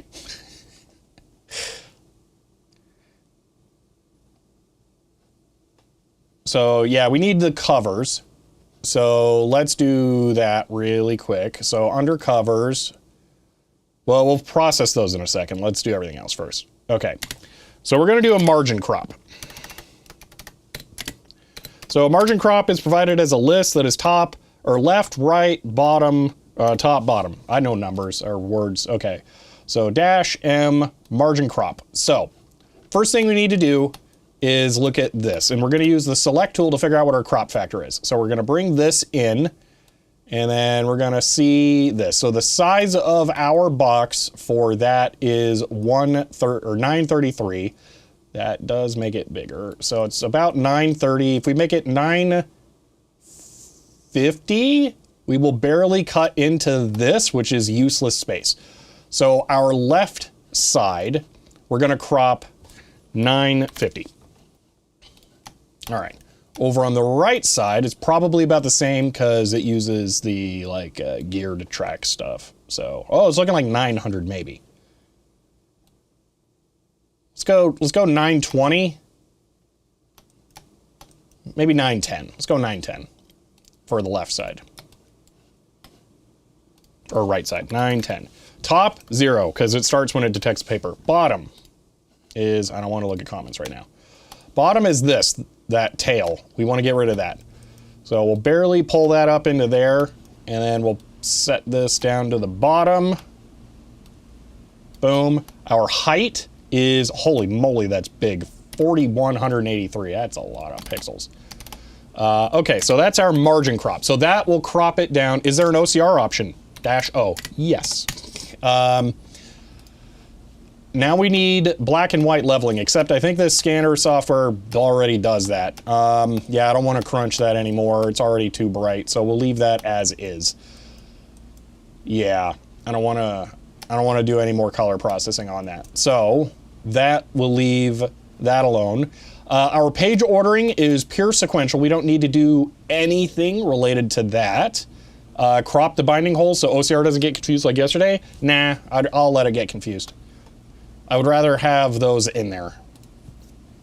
Okay. Any other options? Let's run through. We don't need stack flip. We don't need to rotate. We're not going to trim. We are OCRing. Name. We do need, actually, for the OCR, we have a couple of things we need to do. We're not doing that. We can grayscale, actually, so let's go ahead and add that, because this is truly grayscale. Export door, we don't want to do that. We don't need a saddle stitch shrink. Already margin cropped. Okay. Now we do our OCR my PDF parameters. So the title will be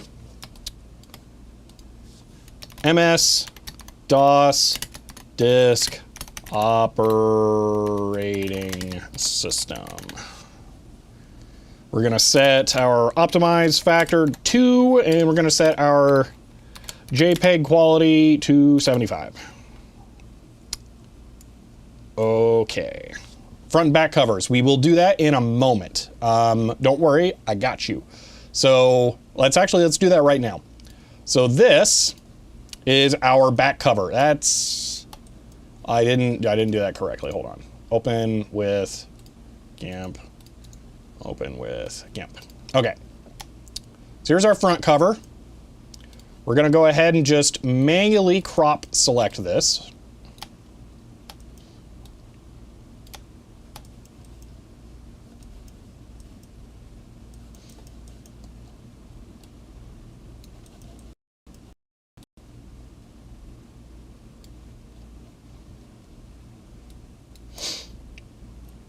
Image, canvas to selection. How does that look? Looks pretty good. I, again, feel like it already crushed the colors as much as I want to. So we're just gonna save this as front.jpg. Now we're gonna go over to the back, which I appear to have screwed up and scanned upside down, which is a problem.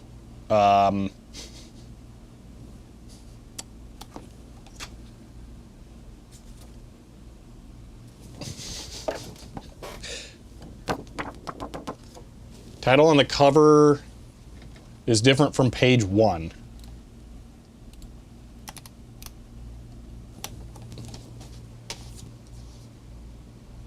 It is. Yeah, we don't want the PDF title to be a billion lines long, so I'm just gonna leave it. Okay, so this is slightly messed up. We're gonna accept it. The last blank page is gonna be rotated wrong. The holes are gonna be in the wrong side. It's not gonna matter at all, though. Okay. Does it look like what a JPEG is? I just want a picture. Gosh dang. Hot dog. I don't know what you mean.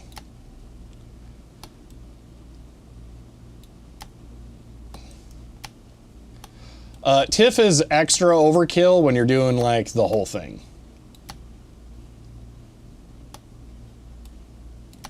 Rip manual. You know I didn't do that because I just opened it today. Okay, image. Fit canvas to selection. Image. Transform. Rotate 180. File. Save a copy. No, cancel. Export as. Back. Boom. Okay. So now, for this, we're going to add C and then covers front.jpg and then Z covers back.jpg, because my software will allow you to prefix and postfix images to the document, and they do not get processed with the grayscale, rotation, cropping, or any of that. So those will stay color, everything else will be grayscale. No way to rotate images in GIMP? There are. Here's the problem. So the last image, I mean, you know what I could do? Hold on.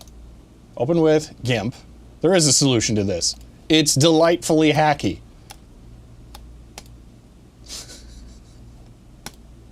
Problem solved. No one will be the wiser. Okay. Everything's looking good there? Okay. So, let's go over our command. We're going to run scan to PDF. We're going to margin crop it down to the size of the stuff. We are going to OCR it after we're done. We're going to make all of the inner pages grayscale. Our final title is going to be MS-DOS disk operating system. We're going to optimize it at a level 2. We're going to set our JPEG quality level to 75, which is really good still. We're manually prefixing a front cover and postfixing a back cover. I don't believe there are any other things we need to do. We're not going to deskew. We are optimizing. No margin crop. Yep, that's it. All right, here we go. Need quotes around title. You and you're wanting the command to work. Pfft, nerd. All right. Here we go. Y copy. Boom. Please provide. That's fair. That's very fair.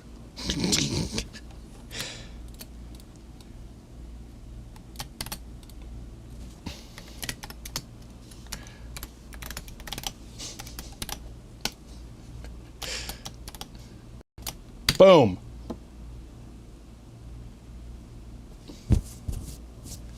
All right. It begins. So that can run. And while that goes, let's read more comments. Okay, if transferring via serial doesn't work, two ideas. Look like there are 4-edge connectors, 2 different sizes. Do either of those appear to be ISA? They are, but I don't trust them.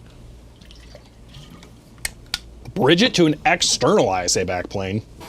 And slot next to IDE. I don't know why I'd need to bridge it to an external. Oh, maybe if you thought it was weird. But yeah, that is a very, very exciting find. Yeah, I don't know why the bridge it over. It's kind of ISA backplane was normal for industrial computers, commonly found affordable. Yeah, it is. I don't know why I do that. I don't trust it. At least not for right now. If the computer was worth preserving, would have sold decently. This is myriad of failed products era, not worth celebrating. No, it is. It's very unique and interesting. I mean, is anyone aware of any widescreen CRT DOS computers? Like, just any. Because I'm not. It is unique in that, as far as I know.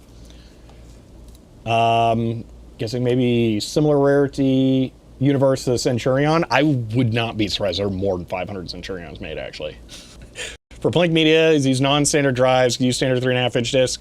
I guess I didn't mention that very well. The one that came with it is a standard 3.5-inch. I don't think it's a 144. No, it's a double density, but it's post standard. Only widescreen CRT machines, some HP, mostly just word processors. Some HP. Oh, the terminals, the ones I have the manual sitting for right there. Yeah, they're not common. Disk types and capacities confuse me. Specs of the dot make sense when you explain pre-standard drives and the 5.25 double density list is 320. MEPC 320 AV density 160% double, bumping that up to 360. Vertical 25 single density 70% double density 180. PC compatible disc to be standardized, not getting 3.5-inch disc, not yet standardized. I don't understand 5.25 capacity specs. I think they are believing CDI when CDI was just wrong. So I'm not 100% sure what they're asking. It might be the or the early drives, I don't know, that they're talking about for the Rev A IBM. But yeah, I don't think it was really awkward timing all around.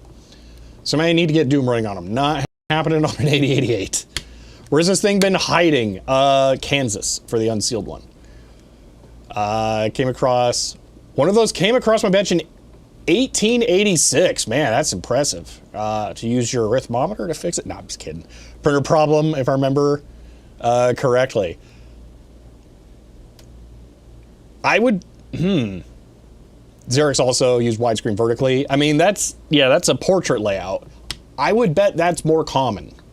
But also, I think those are just 4x3 turned sideways. They just look weirder. Maybe it's a wide one. I'm not sure. See, at this point, tech archaeologist, it's kind of what I really want to do. This video probably the magic being 2 of them. Early 5150 drives didn't have different encoding format. They're still MFM, literally just large gap times. So if you realize you shrink them. Okay. Steam Age, I don't know. Is that what that era is called? I think of it as like the manufacturing revolution. Because everything came out at that time once it was realized that you could actually, make things. Even the 2-dot machines have different phosphors. They're not different phosphors. One of them has a filter. Audible gas when you brought out the brand new box. Incredible find. It really is. So cool. Congrats. Thank you. Best person to unbox this. I'm glad that it is perceived that way. Thanks for the offers preserved historical gems. Let's see. I know just how you feel with the new inbox dot found new inbox.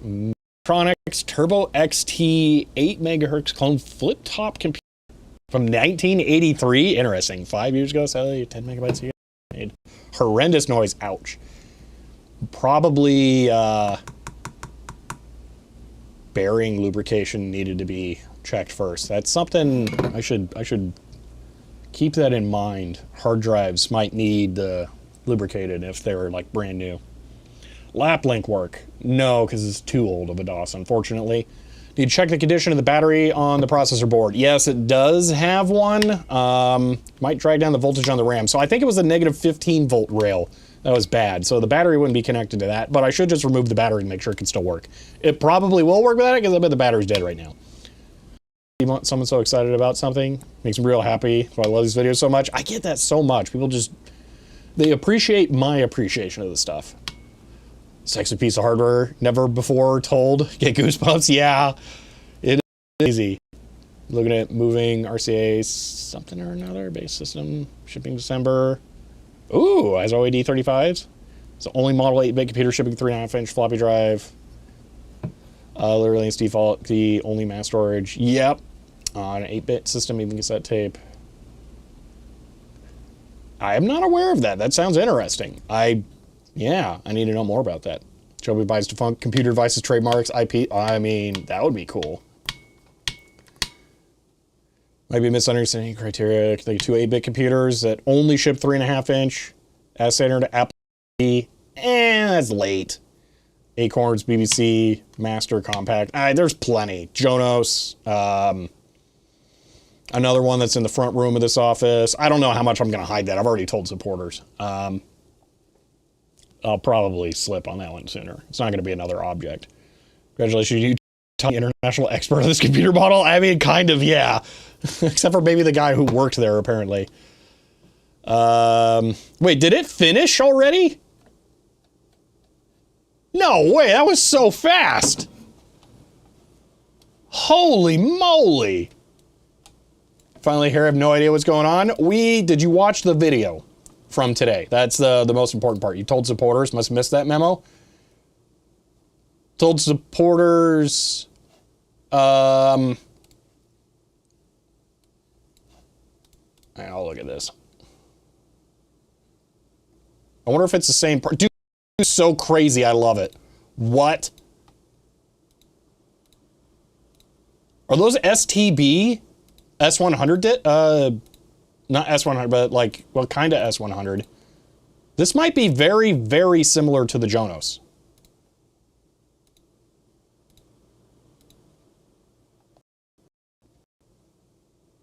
That thing's awesome.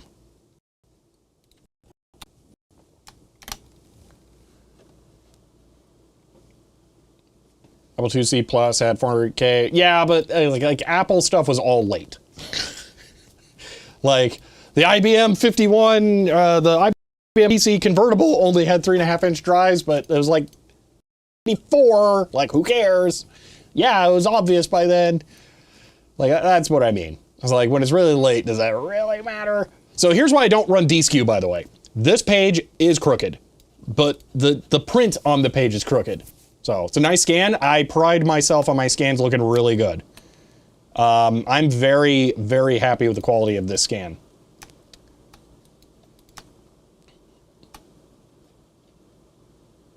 Yeah, this turned out well.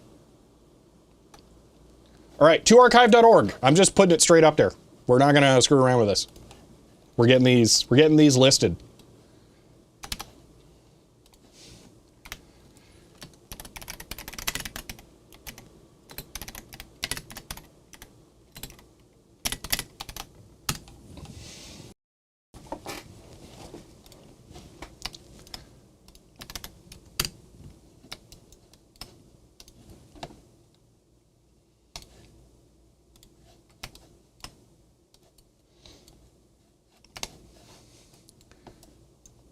Why don't I DSkew again?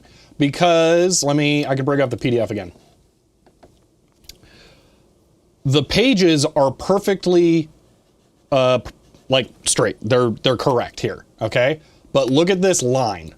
That line is crooked. If I deskewed it, what it would do is it would look for a page like this, where the print is crooked, but then the page wouldn't be. It would align based on the text once it OCRs it and it knows what is text. It would rotate this, which would leave weird corner issues on here where it would make it like pure white and it would be difficult to crop. Whereas the original document was just like that. So as long as your machine feeds straight, and this one appears to, there's no that.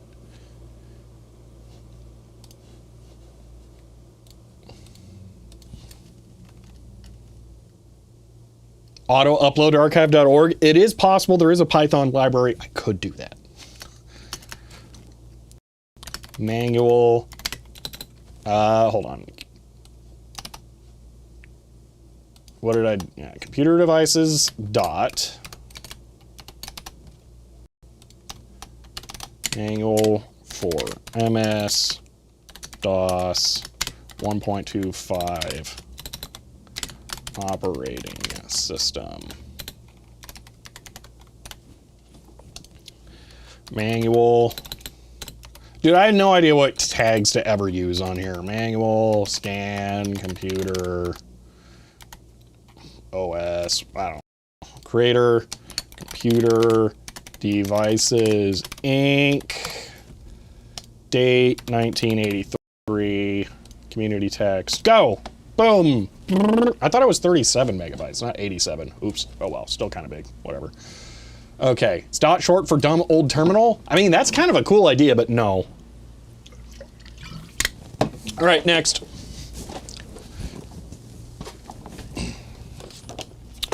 We got so many manuals to scan, it's not even funny. There is no resting on our laurels. Okay.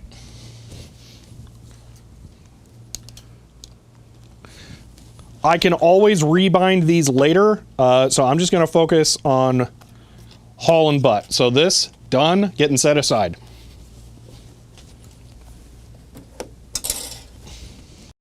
Next, since it didn't eat it, meet your dot. Okay, we're gonna scan the manual. This is the one that taught me how to use terminal mode effectively. That is the most critical one you need if you attempt to start using the computer. So let's get this unbound and scanned.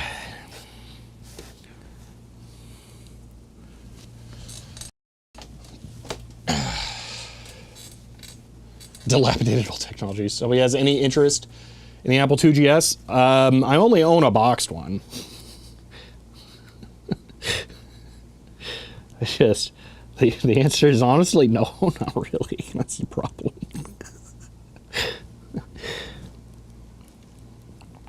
I'm just not that big on Apple stuff. I keep meaning to go back to my series of Shelby forces himself to learn Apple.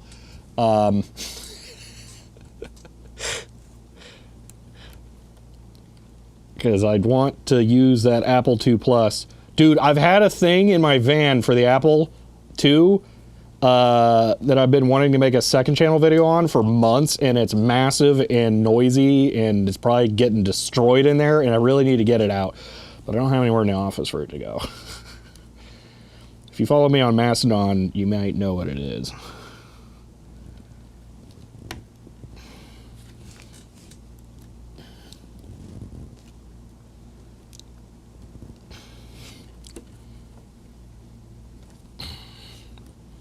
There's got to be like a real tool for this. What if the Pokerator is the answer? Hold on a moment. Wait, what if the key puller is the answer? Hold on, this might be even better. So hook it around, pull. Oh, that might be the way. Anything before Apple switched to Intel? You like vintage? Yeah, home screen would be .com. I bet that one is way taken.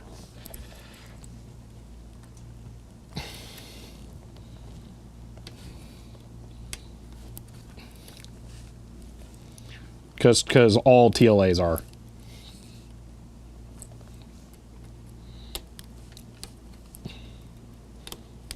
Actually, I kind of like key puller for this. This isn't too bad.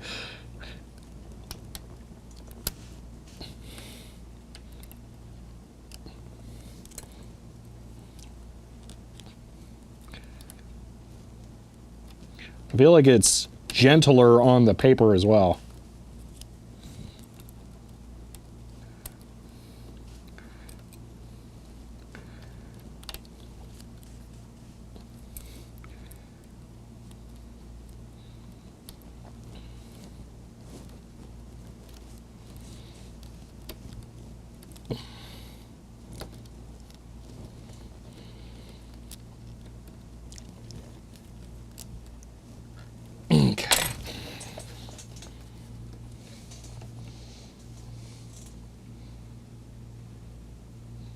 .com as a holding site? Yeah, because they probably want like $500,000 or something for the domain, so no one's ever going to get it.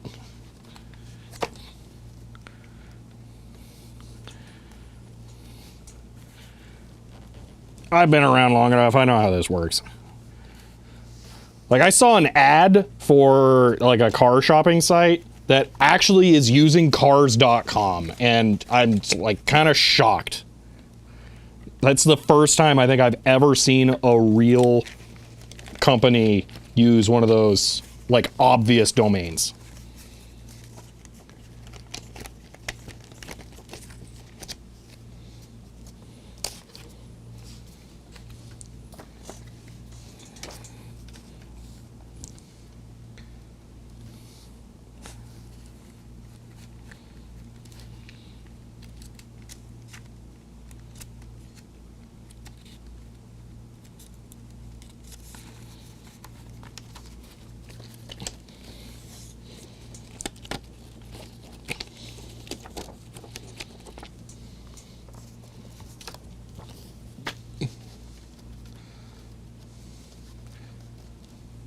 B&Q, I don't know what that is. Equivalent of Home Depot. DIY.com. Yeah, that's like a really good example. That's surprising that there's someone actually using that. That it's not just being squatted. Yeah, I agree, I'm a cat. There's a domain that I've wanted for like a decade that's been squatted for this whole time. And I'll just say, I'm the only person who wants it.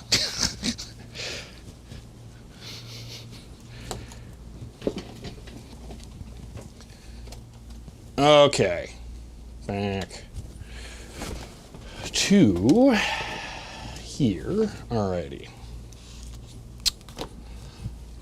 Let's make a new folder.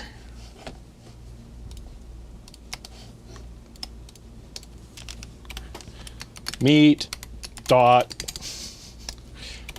covers. All right, let's do this quick. Scan ADF.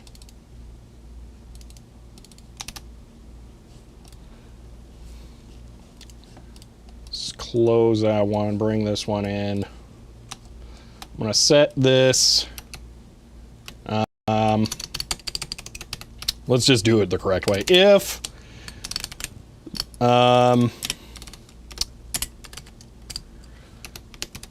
one does not equal blank, then line equal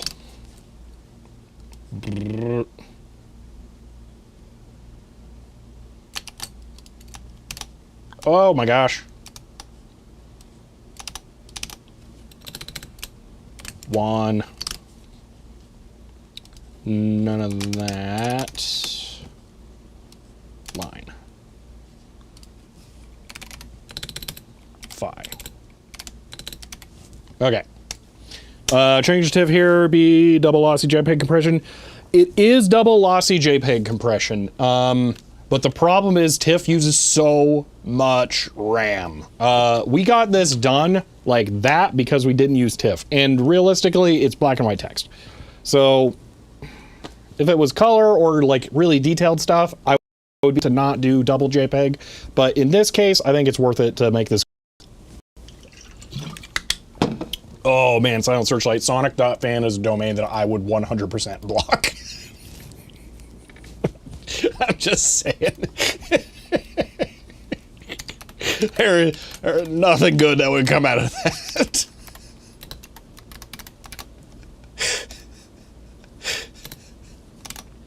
So if more RAM, just use more disk space. In this application, it uses more RAM. Okay, let's see if this works.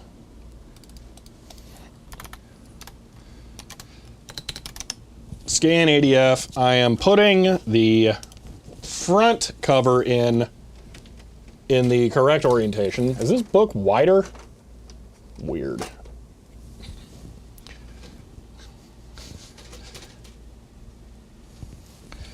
Okay.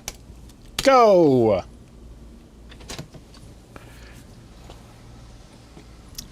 What's wrong with PNG? Massive.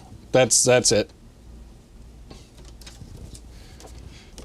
For creating PDFs, these are not the PDFs from documents that are just text. Those are like extreme super overkill. Like I already am pretty high up on the what I think is acceptable. It worked perfectly awesome. Pretty high up in the quality grades for scanned documents. So when I'm saying something is overkill, it means it's actually overkill. All right, those scanned perfectly. Let's pop in the whole thing. I think we can fit this whole one in here. All right. Boom. And back up. Let's scan it. Boom. Hey. Okay, I love this thing. This was so worth the money. All right.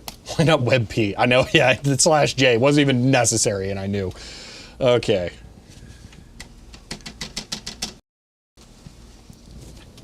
All right, number of times people ask me text board, confuse RAM, disk space, vice versa. Yeah, so the problem here is that every single image in the scan to PDF literally gets held in RAM.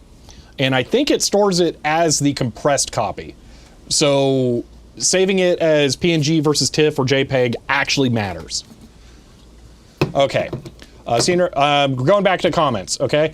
So remember basic print, printed to the screen, L print, printed straight to the printer, or if that's worth a try. It will be once the printer works. That would work in basic. I forget. Oh, I was trying to make print screen work. So it wasn't obvious in the video. The cursor for the CRT controller moved around on the white screen CRT one. When I hit print screen, it tried to print, I think, but then it didn't. I still have no idea what is correct as far as that connector orientation, which will only make sense if you watch the video.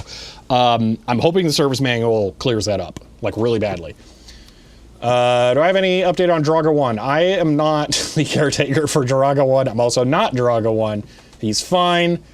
He's just doing his own thing now. Like, YouTube kind of sucks. So yeah, that's what I'll leave it as. So, don't know what this is. Don't know what that is. I think they keep commenting about this. I might want to hide them.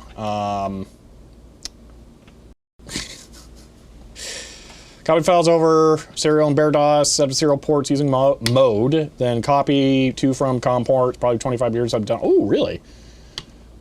Should work on that old version of DOS. I don't know, it's a weird one, but it's worth a shot once we get them going again. Now at plug orientation bit of the video. All right. Yeah, it's a weird one. All right. So last comment was from Smiley Face. If I reload comments, there's gonna be a lot more. Okay, maybe because I wanted one. Gear tubers, got you traumatized too? I don't know what that is, but yeah, I don't want to compete with myself. Dude, Zafita, yes. Thankfully, it seems like YouTube has actually started blocking them. Incredible. Next Computer didn't know about its existence until your video. I think that's true for like 99.99% of vintage computer people even. Don't know if you already noticed 43 screen looks like it's waving. Yes, unfortunately I did. But thank you for pointing that out. No offense, great videos always, but looking back at the background and seeing all that software legitimately purchased, but not in alphabetical order type genre is driving me nuts. Some of it is sorted by what I feel like. Like, I have a shelf over there that is Microsoft published games. Not all of it is sorted like though. Most of it is sorted by I need to get these boxes unpacked. Nice looking machine, modern computers are so ugly in comparison. I mean, I'm biased, but I think it's incredible, so you know. All right, we're caught up on comments.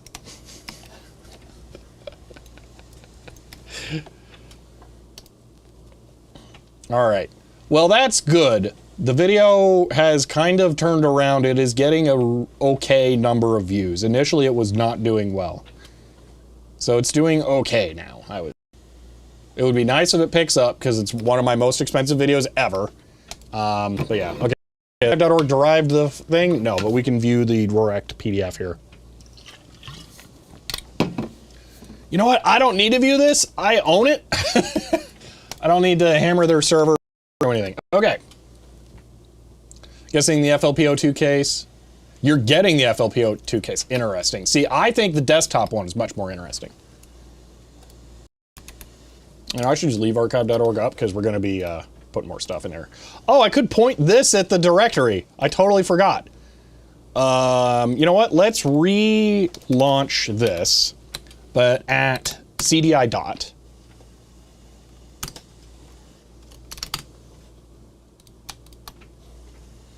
And we could just, okay, I think I kind of screwed this up.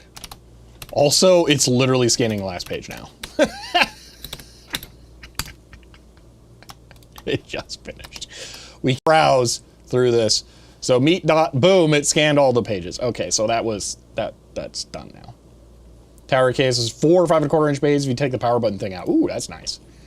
You streaming makes it hard to watch the video. I released the video 2 hours before the stream started.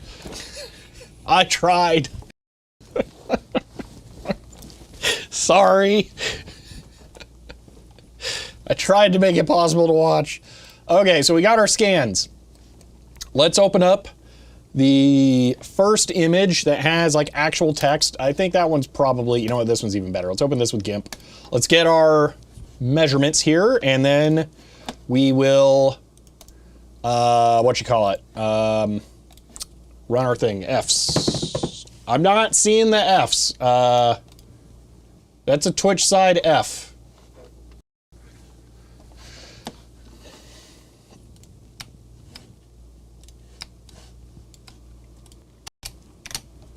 Me F. So I never lost connection and I dropped a bunch of frames. So YouTube people can probably back me up. It was fine over there.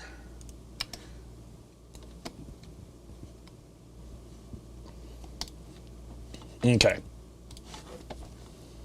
Back to this. No, I don't want to flip it. All right, let's bring back up our scan to PDF command and let's figure this out. I suspect this number is going to be smaller this time. Because it seemed like these pages were slightly wider for some reason. Yeah. So 775. I'm thinking we do 775. 775. Over here.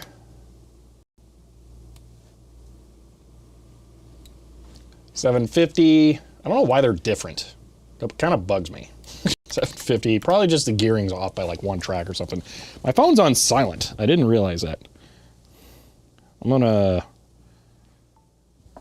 not do that. By the way, when it hits 2 p.m., you're gonna see some serious, I gotta actually leave, like for real leave. So, yeah, when 2 p.m. rolls around, I'm actually going to set an alarm for 1:50 because I really, really got to leave. Thank you for backing us up. What now? Did spinner a few short times. What on earth? Why did I keep connected? Weird. Did briefly drop on YouTube. Strange. 2 p.m.'s our delivery. I'm delivering something. No, I'm meeting someone to pick something up. It's cool stuff. It's not super exciting. Don't get your hopes up. We're doing this weekend. This is more important.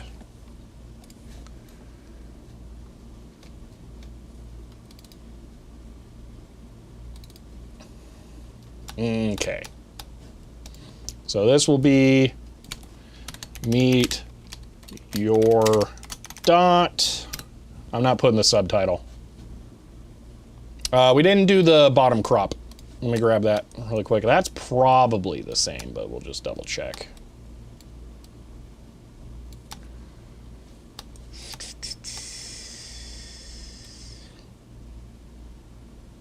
I'm gonna go 3900. Why? This one was just like bigger all around. 3900. For real, like last night, on time, not 10 minutes later. Yeah, for real this time. Actually really need to. Like, it's not optional.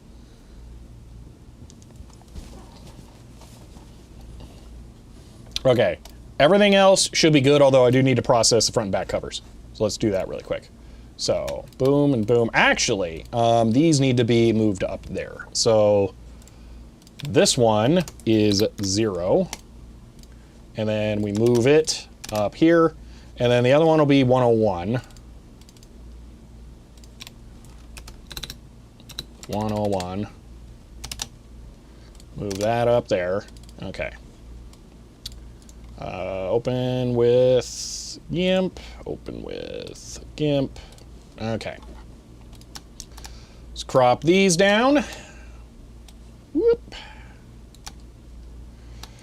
Okay, that alignment looks pretty good there. All the way across. Ooh, this one's very, very straight. The rotation is basically nothing. That's awesome. The scanner is so worth the money. I love this thing. It's so good. Oh my gosh, I couldn't imagine doing this with the other one. Also, do you guys see any image artifacts? Because I see none. The sensor quality on this thing is incredible. Can you point me to the mount you're using for the DSLR on the workbench? Looking for some more flexible, terrible camera arms, Amazon. So that is a Rode PSA 1 original, not plus, with a random Amazon ball head. It's like a really big one though. Well, it's not random, it's kind of a nice one. But it's not made for this. Like, I'm abusing it. It is not able to hold the weight on its own. I have a bungee cable wrapped around the arms, compressing them together, which adds more, which adds more load carrying capacity. I don't recommend emulating that setup, but I also don't have any recommendations for how you could achieve it without replicating it. So I don't know what to tell you. It would be better if the scanner would debind manuals automatically rebind after scanning. I mean, yes. Also have a pretty heavy camera. Yeah, my camera is extremely heavy. You may not need that much. Ghetto setup, yes, but there's no good options. There are no high load carrying capacities. I think it's like a 5-pound camera with that lens on it or something. It's really heavy, which is why your average webcam arm is not acceptable. Ball arms, no, not a magic arm. It's just a ball head. If you give me, here, let me, I'll just look it up. I'll just get you the exact one. Thank you for the 100 bits, Chloe.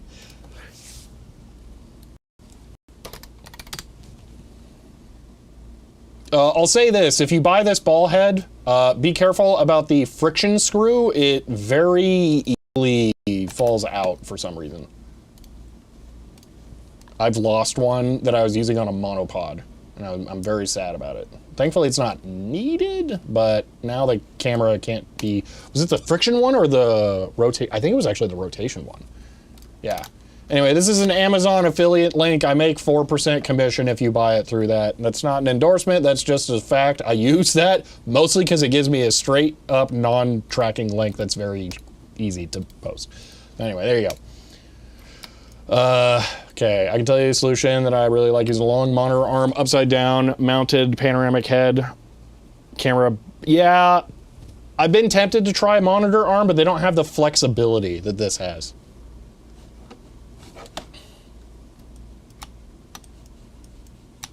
But anyway, there's the ball head I'm using. Camera arm is on the edge of its carrying capacity. Yes, it very much is. So the failing part is actually the table mount slips loose. So the clamp that holds it on. The link is dark blue on straight. You mean the on? Yeah, I mean that's such an edge case. I don't really care if it's the URLs are readable in chat on screen. That's like a 1 out of 10 priority problem. Sorry. Rotate the camera in any position without having to lock unlock it. Oh, that might be what I've got. I'm a cat. Look at that. It has a separate lock for rotation. I think it's what you're talking about. That's what I lost on the other one, is the rotation thing. But since it's on a monopod, it kind of doesn't matter. So, like, eh. Failing, I was on the roadside. Everything sucks. The Rode does not hold the weight up of the camera on its own, but this is a very heavy camera. The ball head, the friction screw that keeps it from rotating or not, is bad. On one of mine, it fell out. On this one, I can tighten it, and then it will loosen if I try and wiggle the camera, and then it won't hold the position. I'm saying what I'm doing is unique and has many compromises, and I have no recommendation of how to do it better, or else I would have bought that stuff already. Time for Loctite? Ah, you see, it's a fluid-filled head with lubricant in there. If I do that, it will seize the entire thing. I have no good options. All right, boom, process, go.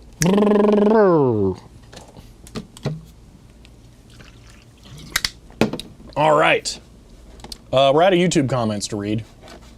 Although there are probably more now, but whatever. Okay.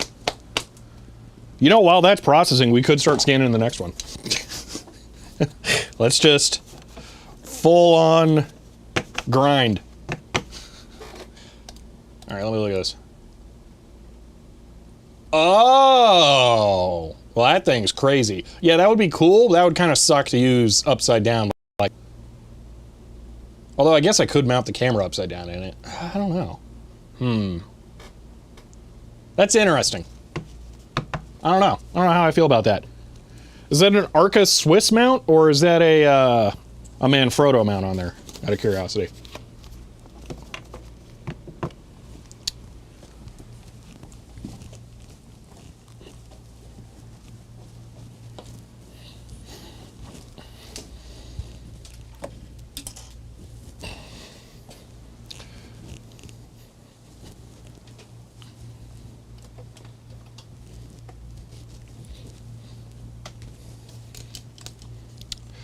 Monitor gas spring would be way, way stronger. Yes, it would. You are correct. All right. We can do basic or other basic or file cabinet. File cabinet seems the most unique. I say we do that right now. What about C-stands? Not enough articulation? So here's my rule of thumb, okay? I need to be able to do this, where I can point straight down, like that. Like we're about to unseal this. Let's just do it. Why is this so weird?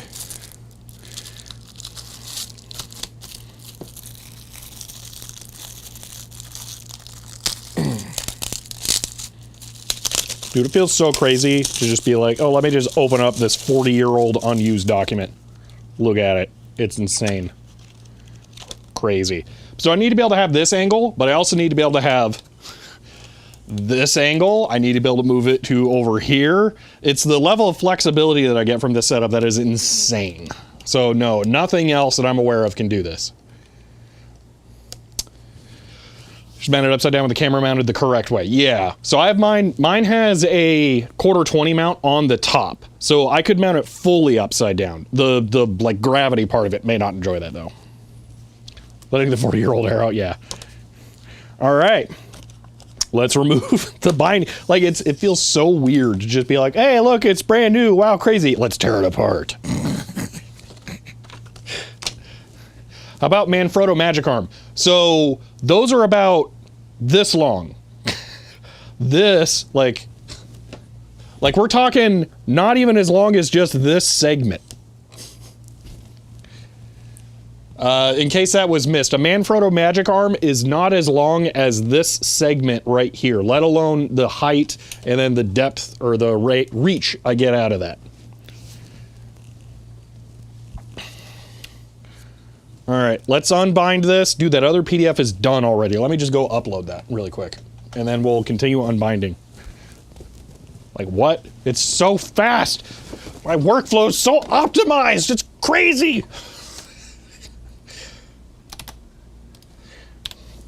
Computer, devices, dot, meet your dot. Man, look at it. Manuals. Oh yeah, this one has drawings. They're not as good as The brain. I'm about to go walk out into that room and look at it.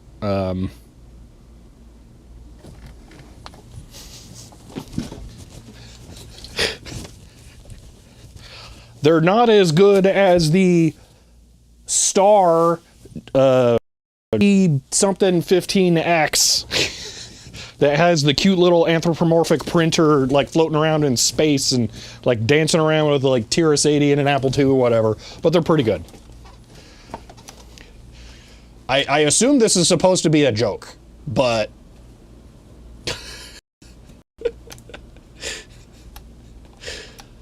dude, I called this out in the video, but like it's insane that it's like such a good drawing of a Sony micro floppy. Like what? Why? Why?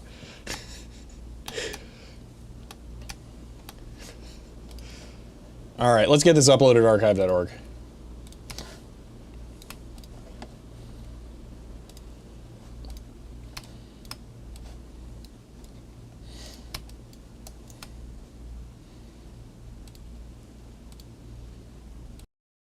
Meet your dot sounds like such a threat.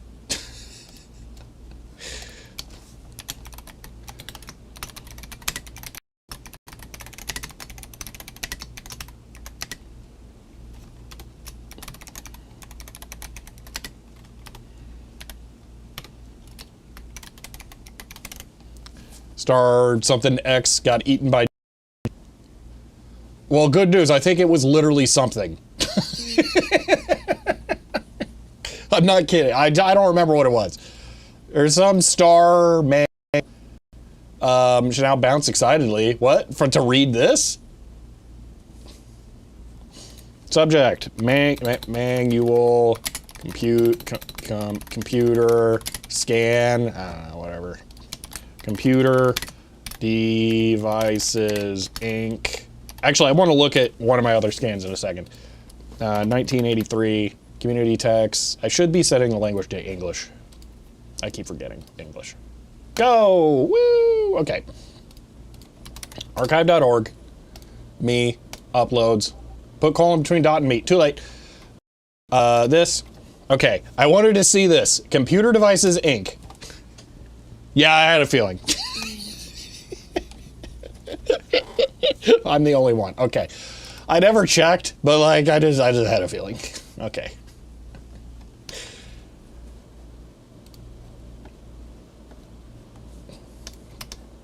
All right, let's go continue debinding.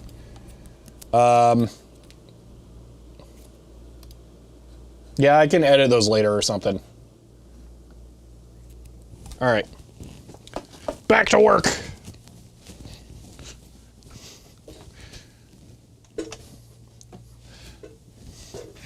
This is where we're just actually doing work today. This is this is just chores. But they're chores that need to be done. Like somebody has to do this. Do you trust whoever buys the $1,500 one on eBay to do this? Because I don't, so I'm gonna have to do this. Oh my gosh, key puller is so much better for this. Digital Ice Age, get yourself one of these. Oh my gosh, this is the way.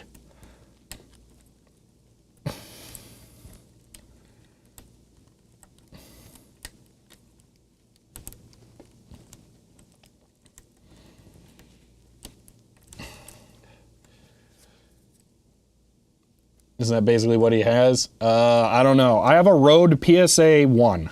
That's what the arm is. It's a big, fancy mic arm meant for heavy cardioid microphones. I use it for an even heavier camera. I have to try that method? Yeah, it's going so fast.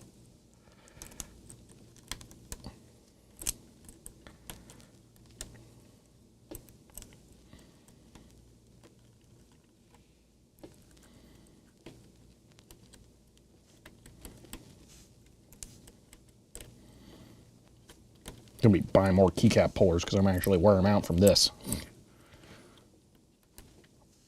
Whoa, did that one a little too much.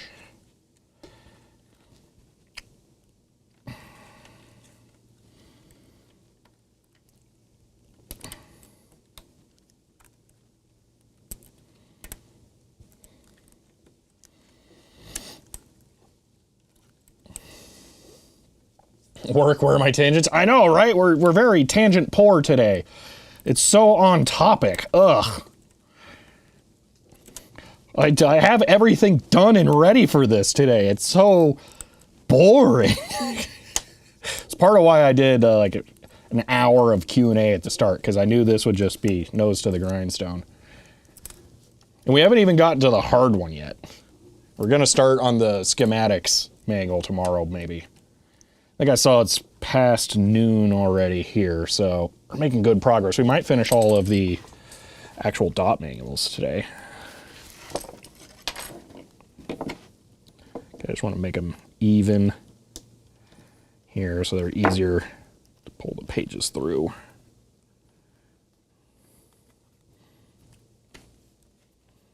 Okay. Close enough. Standard by Lumix something can output simultaneous proxy and BRAW to an external SSD like the 6K. Get yourself one of these. That just records to this proxies. Multiple cameras.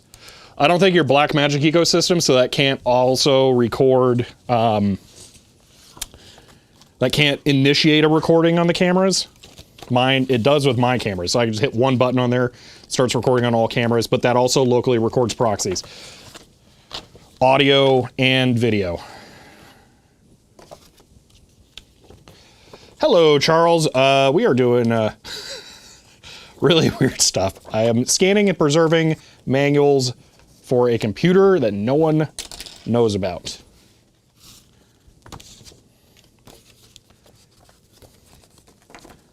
All right, there's that.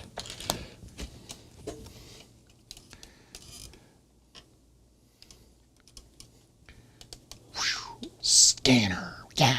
Scanner needs its own light, it's too dark. Scanner's been a champ today, by the way, like no real issues.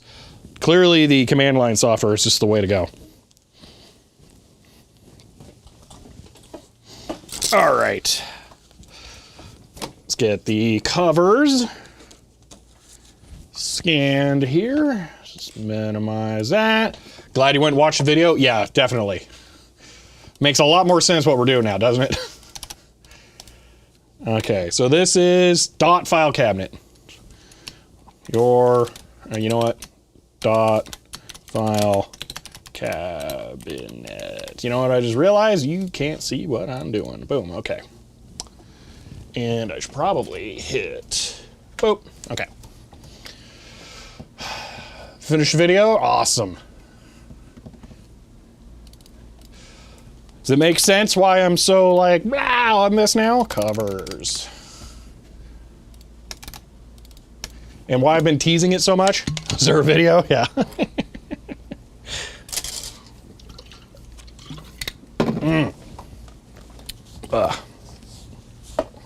Okay. I thought I said it. Oh, I hit preview. Sorry, you still couldn't see what I was doing. Okay, so, well, now the literally next thing I'm going to do is drop covers in here, but whatever. Okay. Boom. ADF scan. Go. Oh, I love the scanner. It's so good. Okay. I didn't really try and pinch that to the correct width, so it might be a little off. It feels like it's good. Let me just double check where rotation is good. It's not flawless, but I'll take it. Make sure that one's a little better. Okay.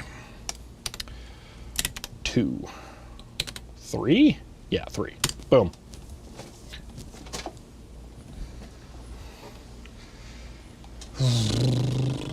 Okay. And now I just pull and chuck them in there.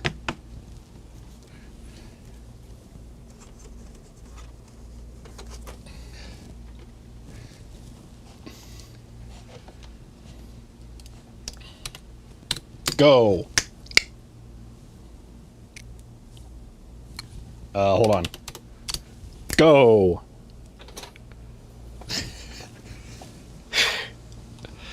This is so nice.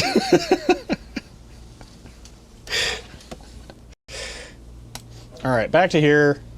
Bring up viewer, pin tab. Let's go home, and then dot cabinet, and boom, here we go.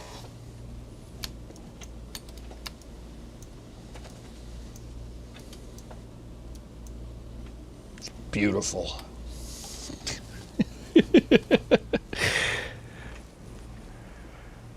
I guess we could prepare our scan command in advanced here. I didn't really think about this, or our process command. Open with GIMP. We could work on our covers.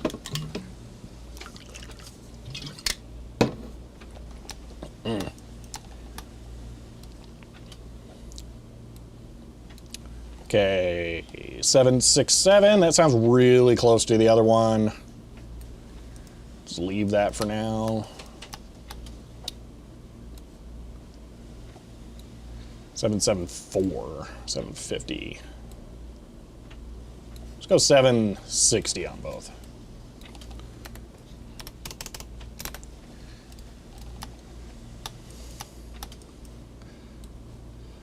It's gonna go pretty hard. I feel like these are going so well.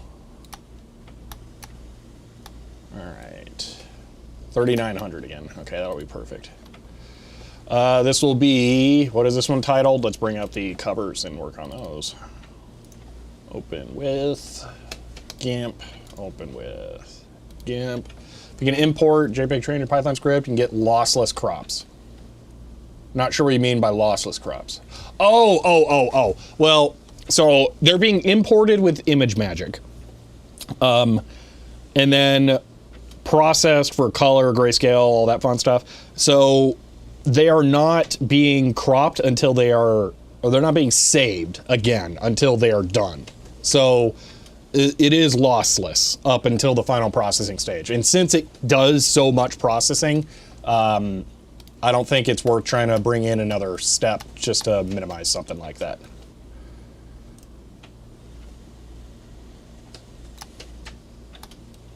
This is not a flawless scan. It's kind of rotated. That's my fault, but I think it's close enough. And this is probably the most boring manual, I'm gonna guess. I love that I will have not even had a chance to look at these, and I'm probably gonna read the PDFs for the first time when I actually read them. Like, I have the physical documents, I'm gonna read the PDFs.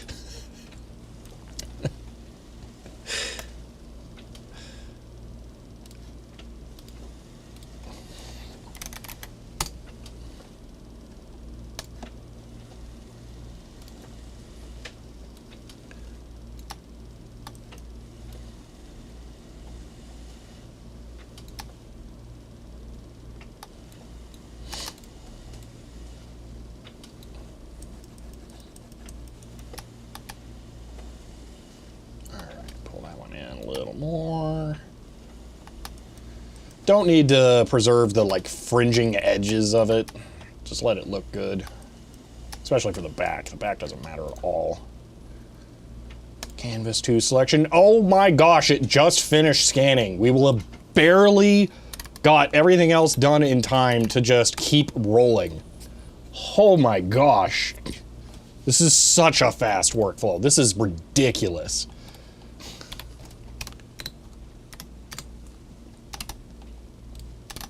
Okay, it'll be 81 here.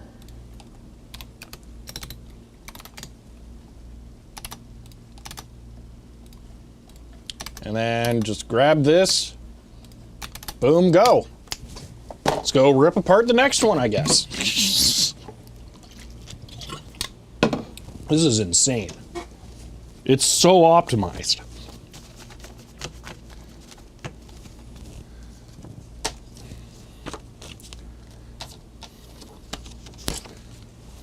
Forgot to change the title. I think you are correct.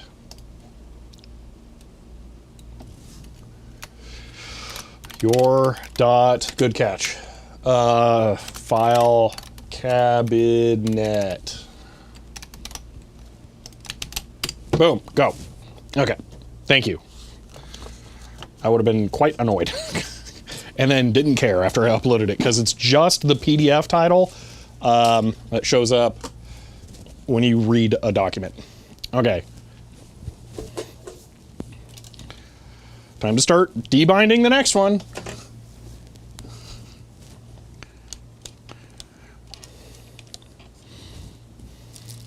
All right, we'll save this one. This one's saddle stitch, so that one's going to be annoying. We're going to have to do that on the A vision.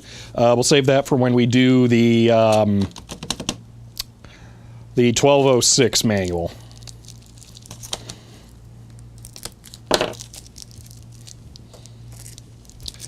How will I scan the schematics in the binder? So I have right here a large format scanner that I believe they will fit on completely. If they don't fit on that, I will bring a DSLR into the office. I don't have it here right now. I've been using it for other stuff. And I will set it up so that I can shoot them from afar as a flat surface. And that will give me a decent enough capture for it. If you look on my archive.org page, you can find the micro expander Model 1 schematics, and that would be the same method that I used for that. I used a camera to photograph those because they're enormous. All right. Again, fresh seal, rip it apart. Like, this feels so crazy.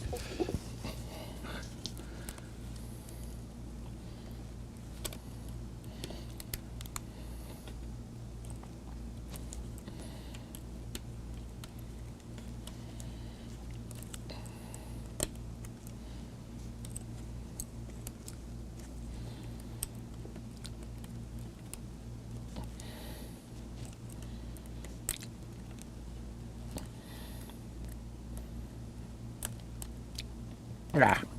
Oh my gosh.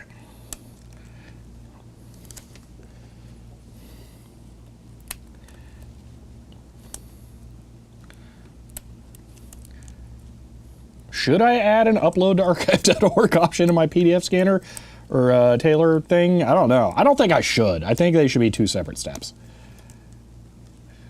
Like right now, it would make sense. It would almost make sense instead to just have a separate archive.org CLI thing that can run after the PDF one.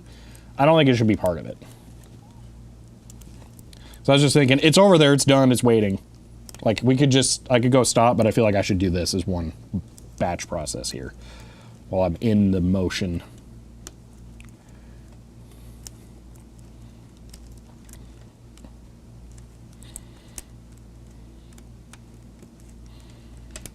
I have attempted to use the archive.org API for uploading stuff. It's not smooth.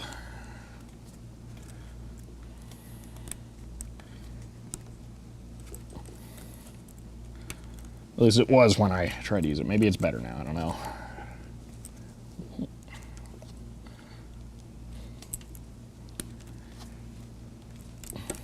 Are there mini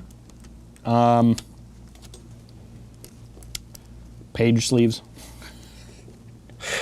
So I could not have to put these back in the binder thing. Like, yeah, I want to, but on the other hand, they're getting a little messed up and like they're kind of awful. And I don't know. It'd be nice to have this be like sheet protected.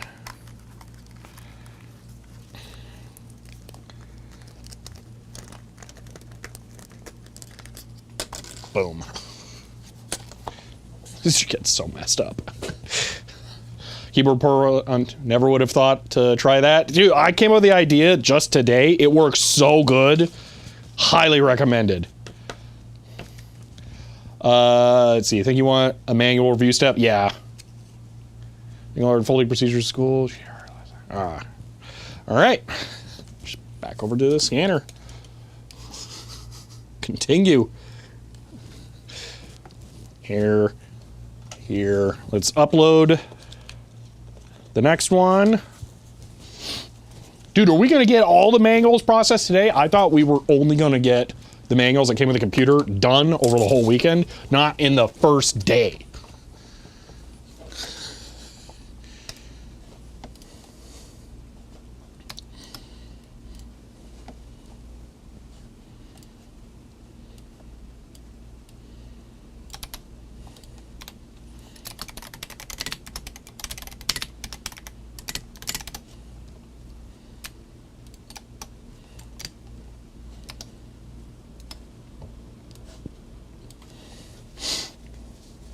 That's not what I wanted.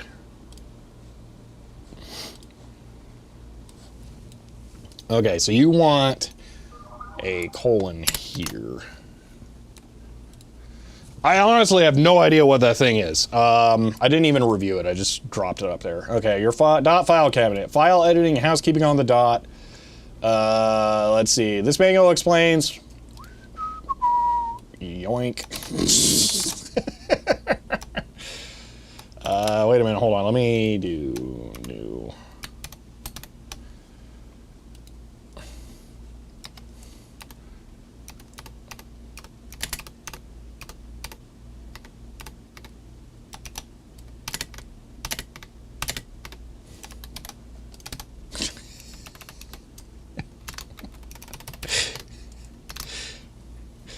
There we go. Okay, manual, scan, computer, creator, computer, devices, ink, date, 1983, language, English, license, we don't want to talk about that, go! Okay.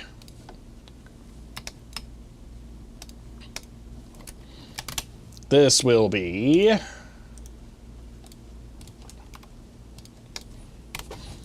dot what? What is this? I didn't even pay attention. Business and fun with basic.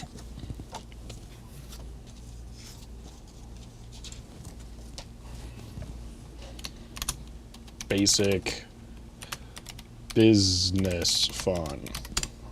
Okay. English traditional or English simplified? Old school AI summary, copy paste, yeah. Okay. Just flip this around here. Okay. I'm gonna scan. Actually, I gotta copy the scan tool first. Should I just put it in my, you know what, let's just do that really quick. Hold on.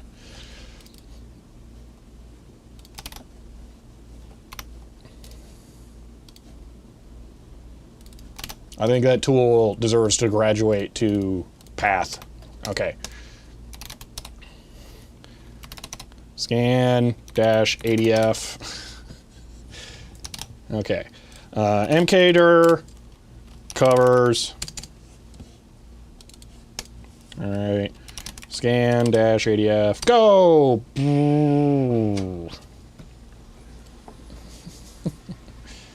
What does my phone want? Also, let me pop in the rear cover. After I crinkle the corner like an idiot? No, I didn't. Okay. There is so much paper dust being left on the left side because of the binding holes. I'm going to have to actually clean this thing. Like, I don't know if you'll be able to see it here, but there's just a layer of paper dust right there. It's like sprinkling down into there. I might even want to use the air compressor and like blow out the papers before I put them in there, although it's too late. There's only one more of these left now, so I don't know. I wouldn't have guessed that would happen. Okay.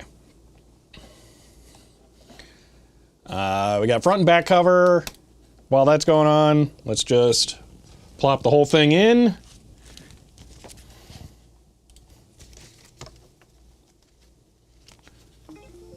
Oh my gosh, what's eBay want now? Oh, hey, totally unrelated thing. I'm just gonna spoil this. You guys remember the Cause and Soft script? I did a video about that where it's like the barcode reader for a computer and it's crazy.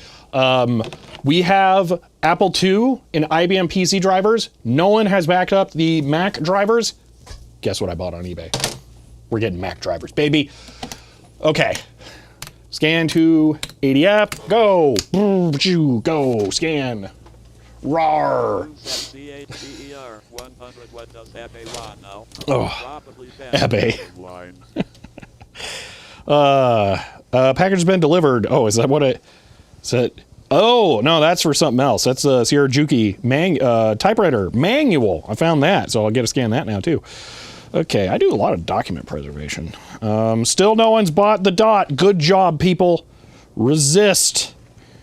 Let's see. All right. Okay. Does that chime sound strangely familiar? The eBay one? Yeah. All right. I'm just going to close and reopen GIMP because there's too much stuff. I don't want to clear the RAM here. Okay, open with GIMP. Let's go. Dude, we are speed running scanning today. This is crazy. Okay. Ooh. Ooh, ooh, ooh, ooh, ooh, ooh, ooh, ooh, ooh, ooh, ooh. Uh-oh. Uh-oh. Uh-oh. Stop the scans.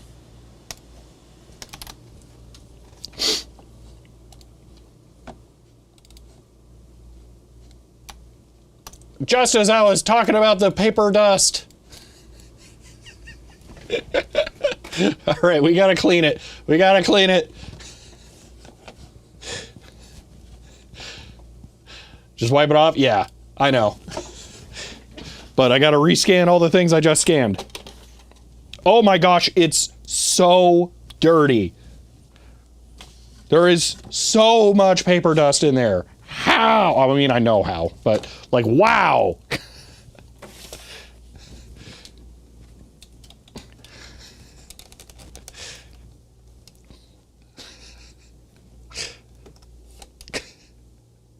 Look at it. It's disgusting.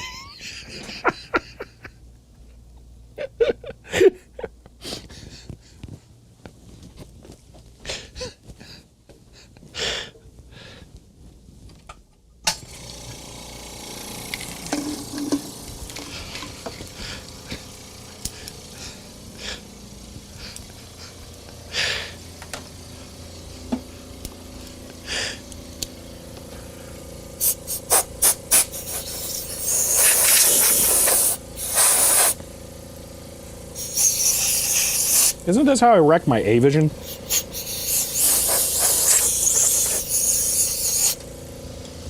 Okay. Bird flying in the office and poop when we flying away. Yeah.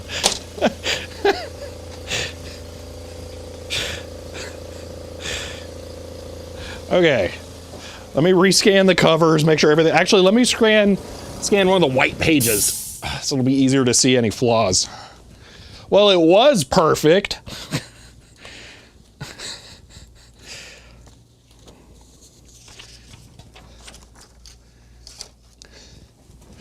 I can just delete everything I just made because I don't want any of that. I don't know, it's gross.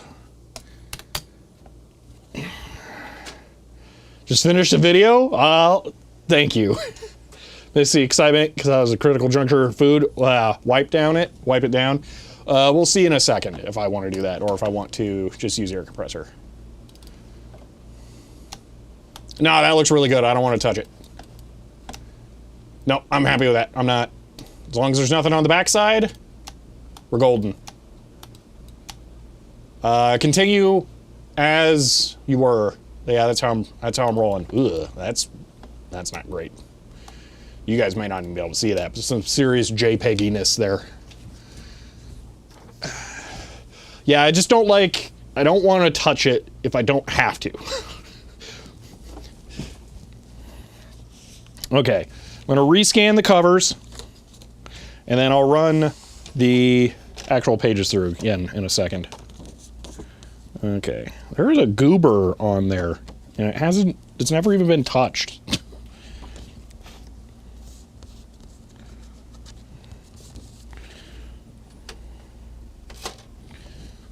Okay.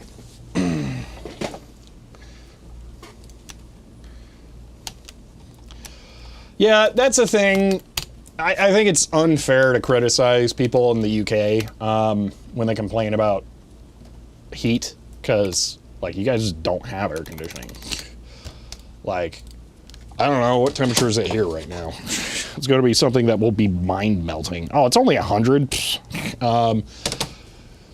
So that's, you know, magic units. I don't know what you Albion measure that as, but here we have to have AC. Like, it's impossible to not have it be AC, to have AC.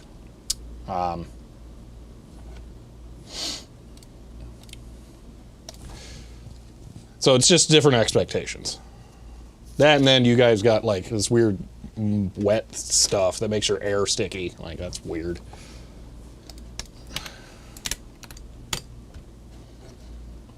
You should also be able to do !archive to get to my archive.org link. But yeah, it's gonna be kind of cool here that the computer devices stuff. Where's the search for it? Wasn't there a search? Was it this?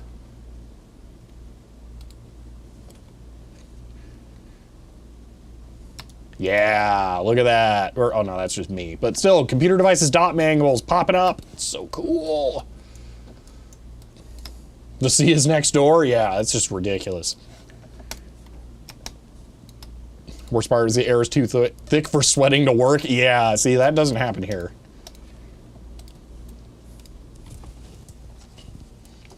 So, different realities. All right. Let's continue on with scanning. So that's a good reason to maybe not work too fast. I'm glad I checked.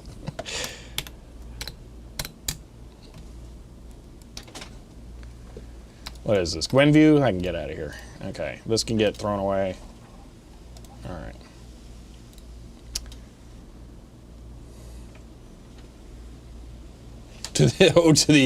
Its existence, the adventure of air conditioning. I can see that. I mean, cowboys were out here sweating in Arizona before air conditioning, but they were also crazy, so, you know.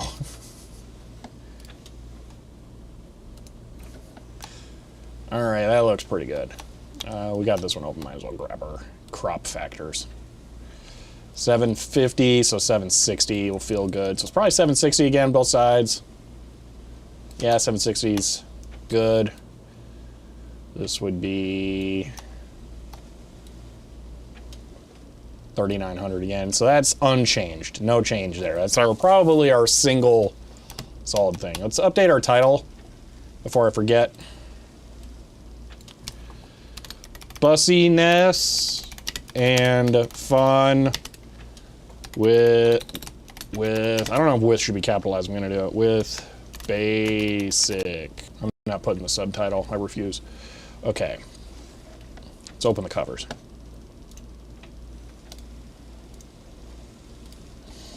Okay. Never experienced Michigan summer? No, I haven't. You probably never experienced 118 degrees, though, either, so it's different kinds of problems.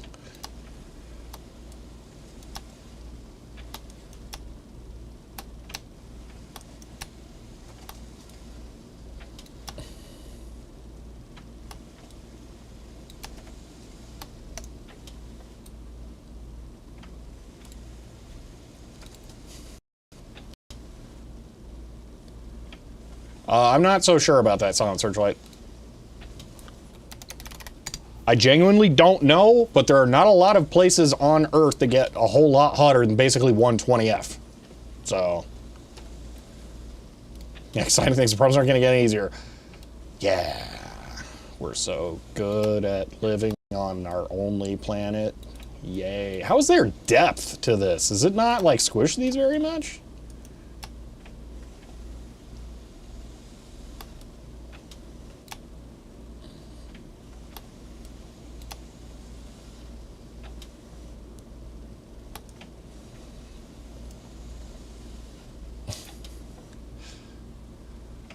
I think that is King of the Hill, RF Programmer. I think it was Peggy Hill stepped out of the vehicle and said the existence of this city is an affront to God or something like that. Isn't it 2? It is 1. We don't do daylight savings.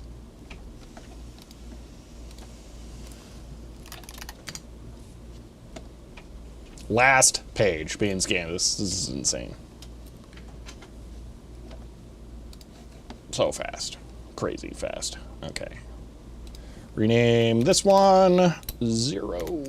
Pull it out to Big Boy folder. 71 for this.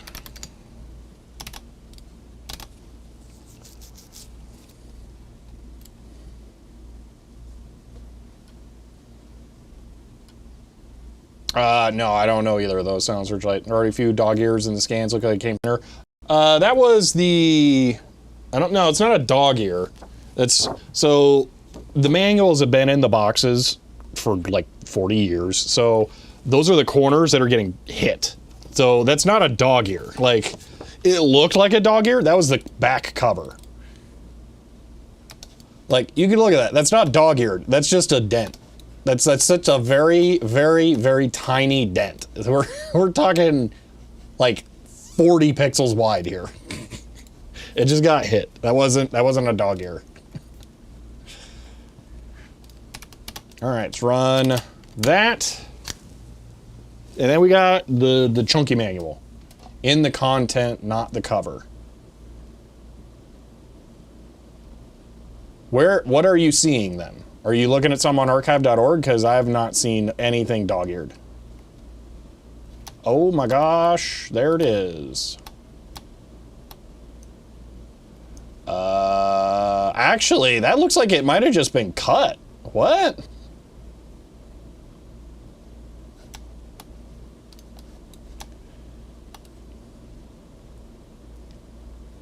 That could explain the paper dust. Wait a minute. Is that whatever that is that just cut up? That's page 1-3 on the file cabinet. Hold on. If there are some of these that are like torn up, that would explain why it just pooped the paper dust all over.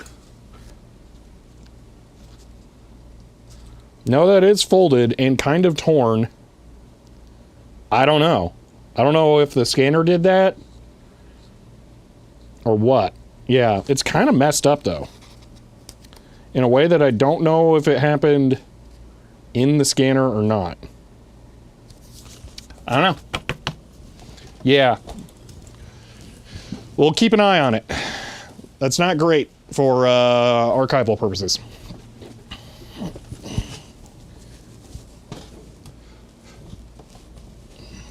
Doubt the scanner could do that. Usually only happen... have a roller in the middle of the page. Yeah, that's the thing. I don't know. Because that fold there could have survived the binding. So it could have just been like that.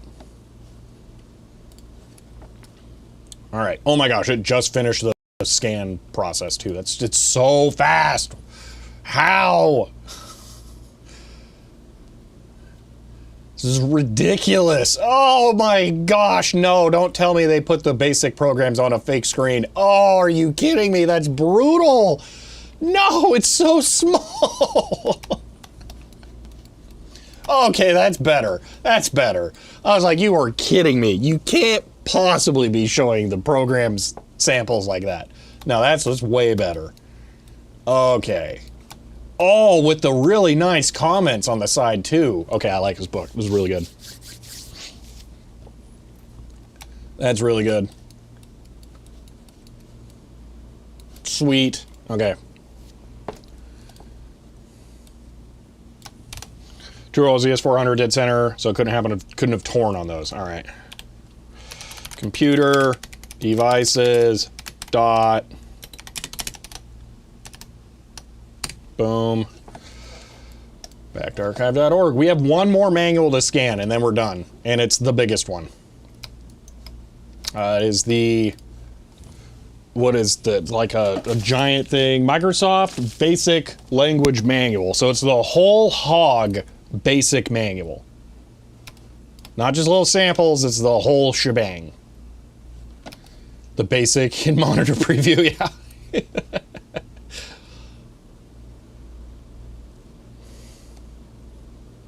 Dude, I'm totally just cheating from now on. No, this one doesn't tell you what that manual is. All right, fine. Sample.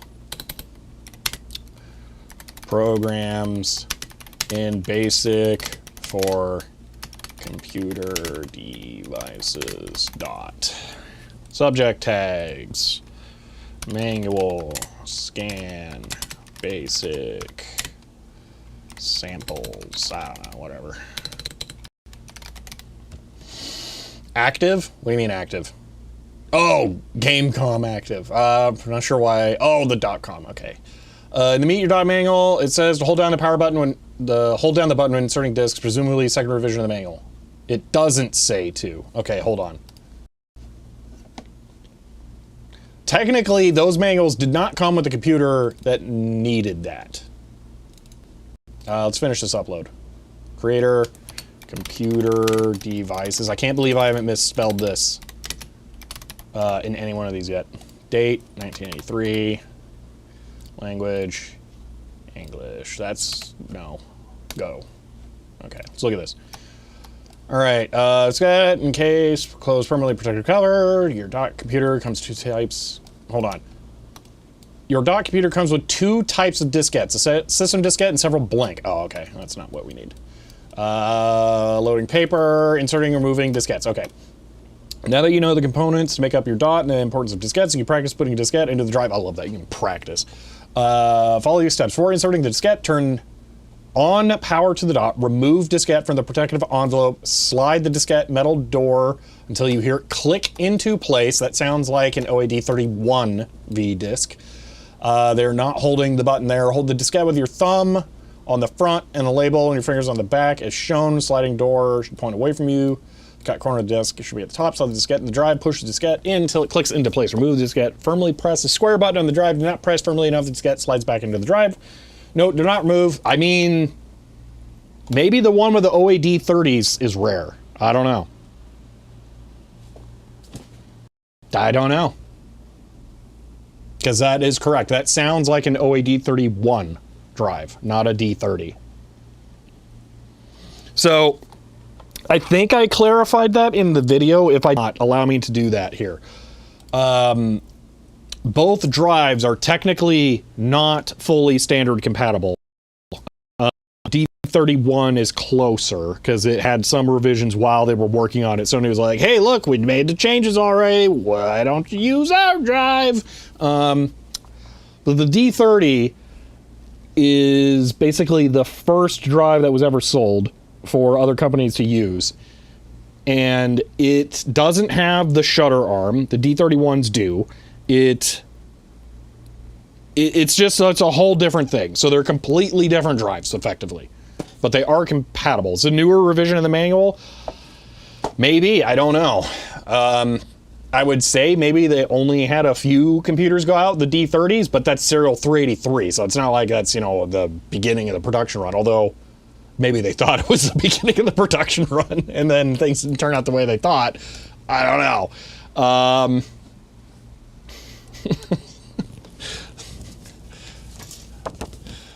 Yeah, that's weird. I don't know. All right. Let's do the last book.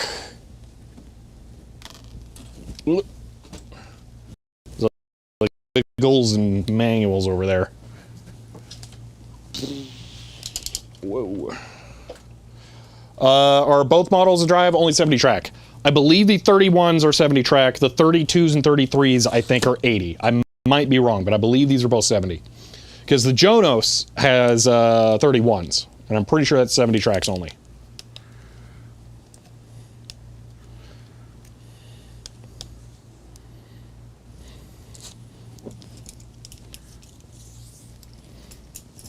Okay.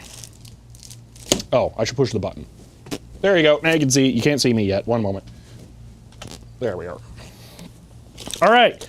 MS Basic Language Manual. This one is a chunky one. So this one's going to take a little longer to scan and more batches. So there's no hope for making them read 360, 3.5 single-sided. No.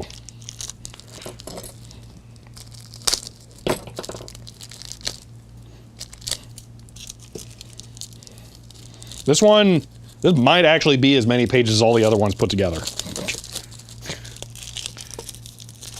Then we have the service manual. Yeah, but we're not getting to that today. We will poke around through these if we have, like, time to kill. Because we're not starting the big project when I'd have, like, a really strict deadline. Okay. Boom. look at it. Okay, so I assume this is just going to be, yeah, more of the machine print. All right. Let's pop this one out. The spacing on this is way wider, and it seems like the metal might be thicker too. What version of BASIC did it ship with? I don't know. Maybe it'll say, and we'll find out after I scan it. Oh, this is the only one that's like this direction too, so actually I need to pull it this way.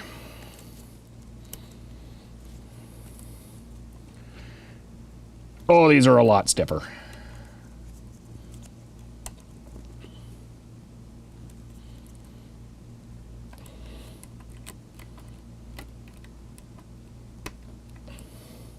Loriku says CHEER 100 thicker metal.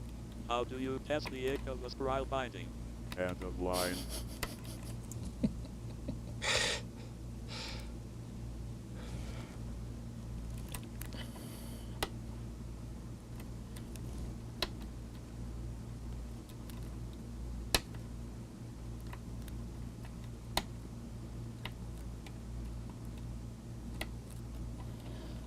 Alright. Ah! Get back here.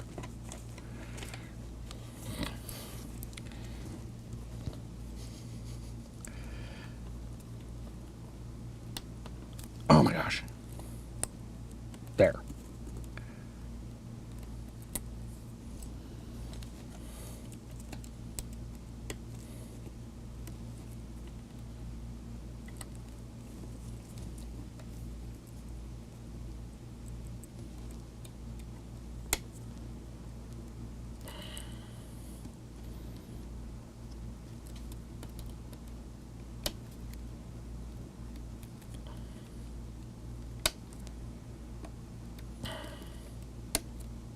Oh, we're all good. Still good. I love that forever. This is just going to be known as object to a very small subset of people. Ellen Croft subscribed at tier 1. They subscribed for 32 months, currently on a 4-month streak. And says scan all the things. End of line. Absolutely. Helen Croft, thank you for the tier 1 sub for 32 months. I appreciate that. All right, that might be enough to get this out. We're definitely doing this in chunks. All right.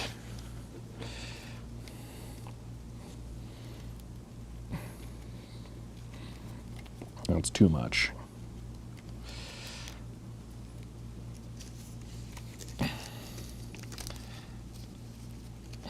Belgiumet says all aboard Lego. the train stopping at all stations to the OPJECPCHEER 100. End of line. Ben, thank you for the 100 bits.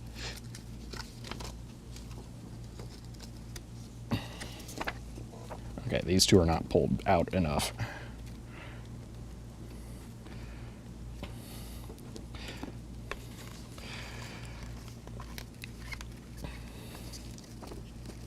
Ah, there we go. I think if I pulled this one out more, might be able to, yeah, slide that just straight off. That's a little easier.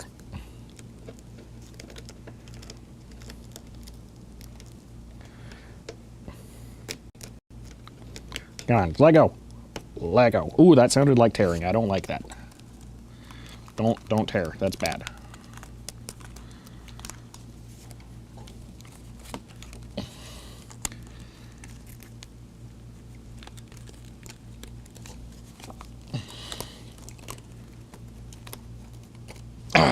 Boom. Okay. Basic manual freed.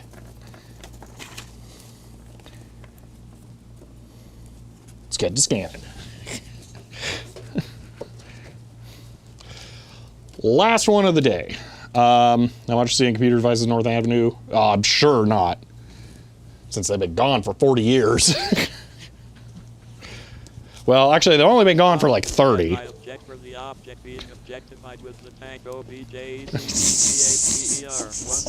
100. End of line. Silent Searchlight, thank you for the 100 bits. Or Spooky. My apologies, Spooky. Thank you for the 100 bits, Spooky. Oh, man. Brain fried.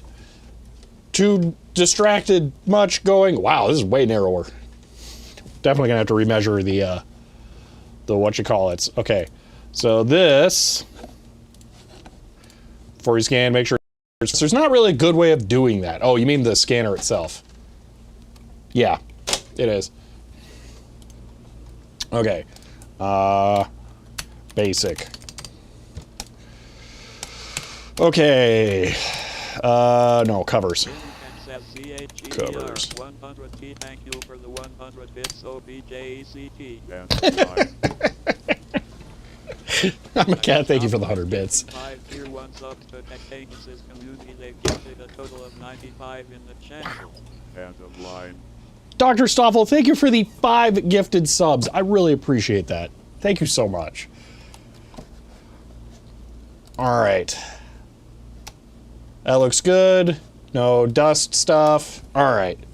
We'll get the back scan and then we start on the huge chunk of basic manual.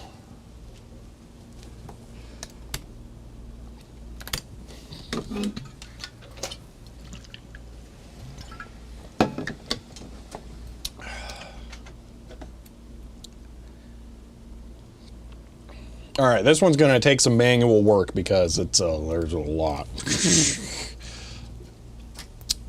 So, okay. This is way too much manual to put in there all at once. So I'm gonna split this into 4 groups. So that's in half.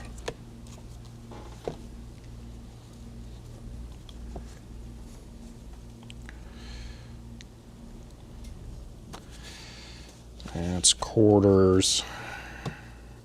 I accept CHEER. 100 need a third dot to make an ellipsis. End of line. Please have manual work on the manual. Are you trying for my level of fun? CHEER. 100. End of line.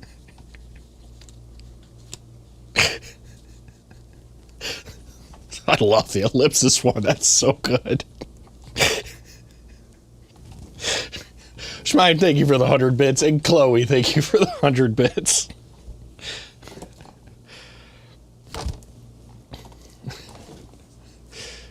All right. Oh, man. Here we go. Chunk 1.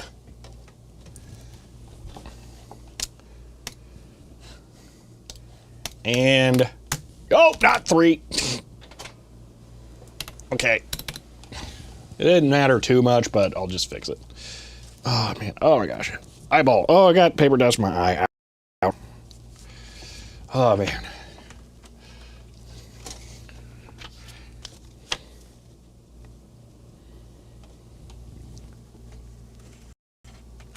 Okay, take 2. Also, I should hit this. Go! All right, this time it will be beneficial to let this run. Basic. Because this one will have a lot to go through. Why is this not working?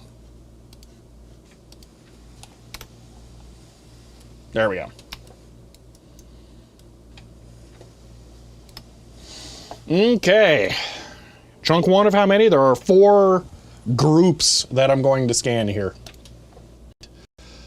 This looks like the first real page. Yep, let's go ahead and get our crop factor from this.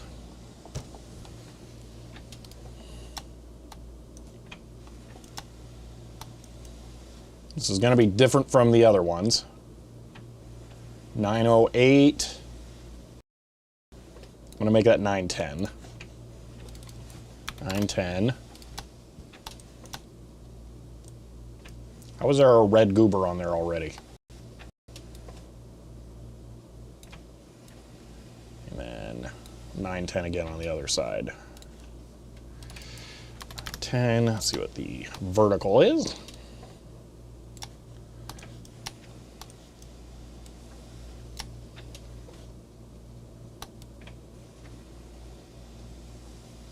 4,200 is what I'll go with.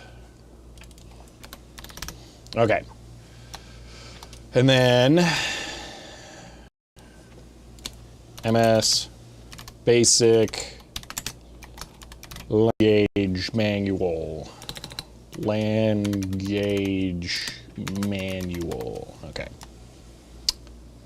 That should all be good. Whoa, whoa, whoa, whoa. We don't want to actually see that. Glad you got to see object weird early. It was fun to be able to finally show it. Oh my gosh. It was ridiculous. Coon is gifting 5 tier 1 subs to Techtagus' community. They've gifted a total of 19 in the channel. End of line. Chloe, thank you so much for the 5 gifted subs. I do really appreciate that. Thank you.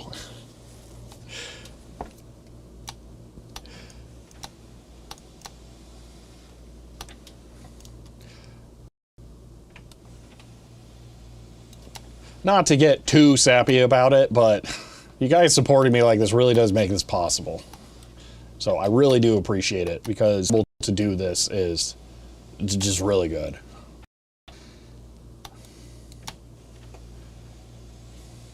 You are now allowed 1 free pun.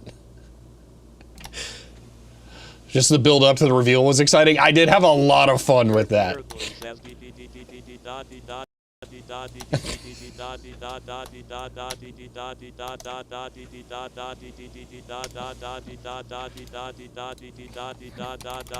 Almost works well. Thank you for the 200 bits, Jorg. 5 tier 1 subs to Techtagus' community. They've gifted a total of 43 in the channel. End of line. I think Slightly Quiet is the best way to have it if it's going to be doing that. But Jorg, thank you for the 5 gifted subs. I very much appreciate that. Thank you so much. Next batch. Okay, so we start at 73.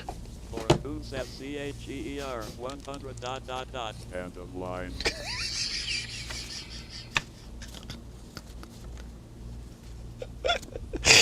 When you add punctuation to it, when it already has punctuation like built in, it does confuse a little bit. Thank you for the 100 bits, Chloe.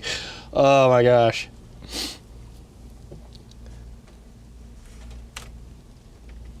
All right, 73. 73.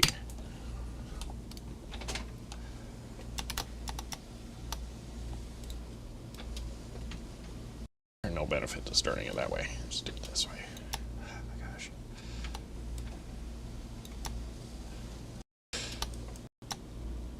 Oh my gosh. Dots and dashers.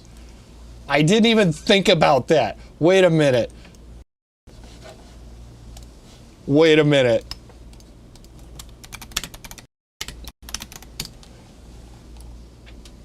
Oh, I definitely don't have enough for that. They've gifted a total of 11 in the channel. End of line. I was thinking, Too hot to brain this evening. Can I get you that new boot sector for next week instead? CHEER 100. End of line. Because it could be 3 dots, and then 3 dashers, and then 3 dots.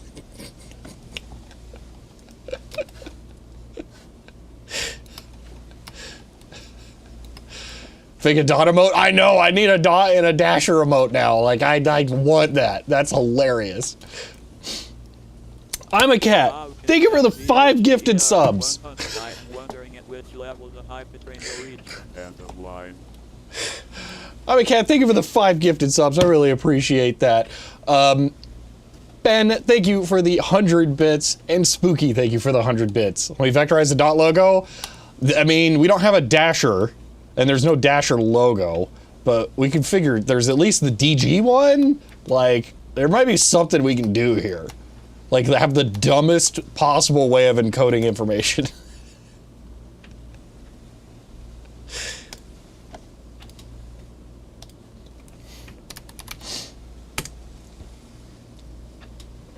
TT is dash dash. That's at like the 00 key on a numpad. By the way, computer in the front room that also has stock 3.5-inch floppy drives has a 000 key.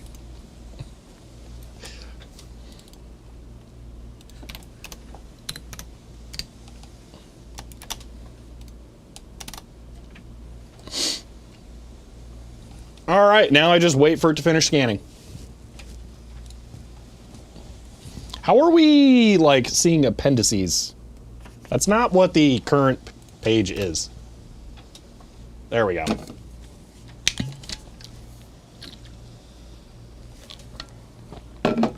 You would just vary the length, but I don't think there's a pause. Maybe there is, I don't know.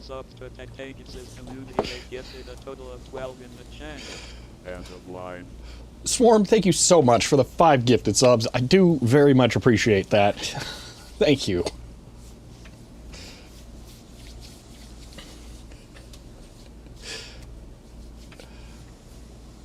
Is this properly updating? I feel like this is broken and it's not working right. I wonder if it's because it's generating so many images and if the next cloud sync is throwing it off because it's also doing file manipulation nonsense.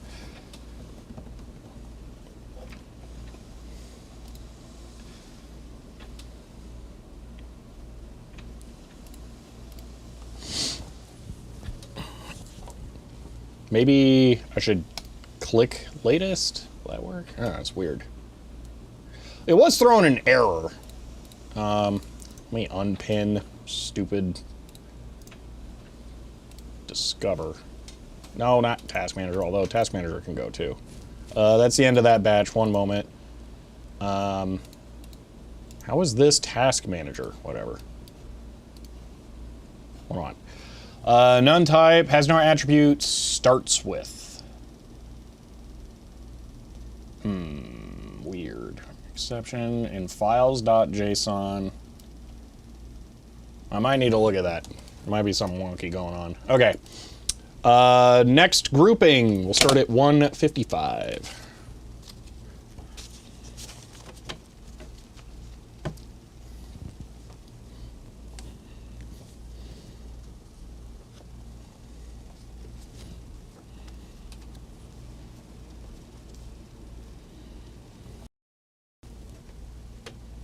Starting to build up some paper dust. Let me double check. It all looks good.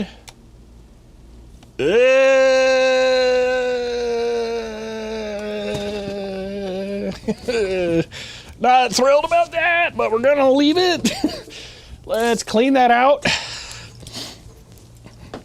I don't want to rerun that whole group when we're slightly pressed for time.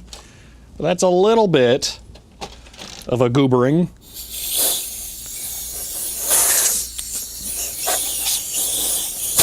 Okay, maybe blowing it out with compressed air between scans is a thing. I don't know, but this could just happen at random, but like as it goes, so there's not a whole lot I can do.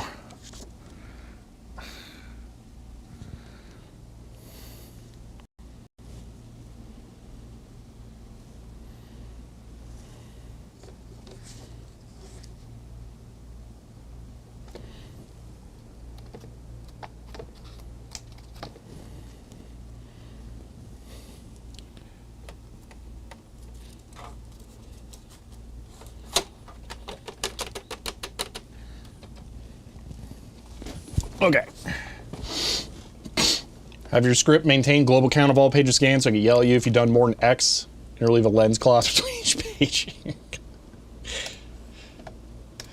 Alright, 155.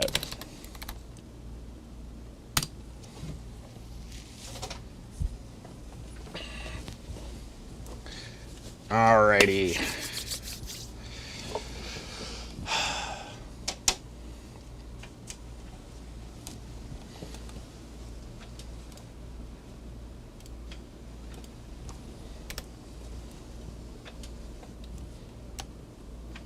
Guess that would have been a good thing to have this for, because it would have shown it to me, but for some reason it's crashing every now and then.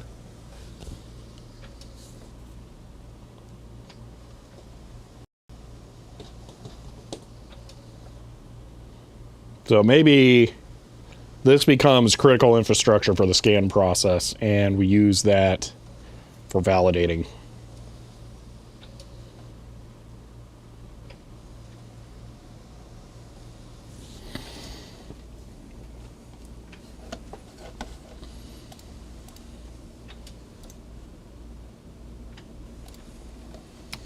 Didn't even see anything wrong. Hold on.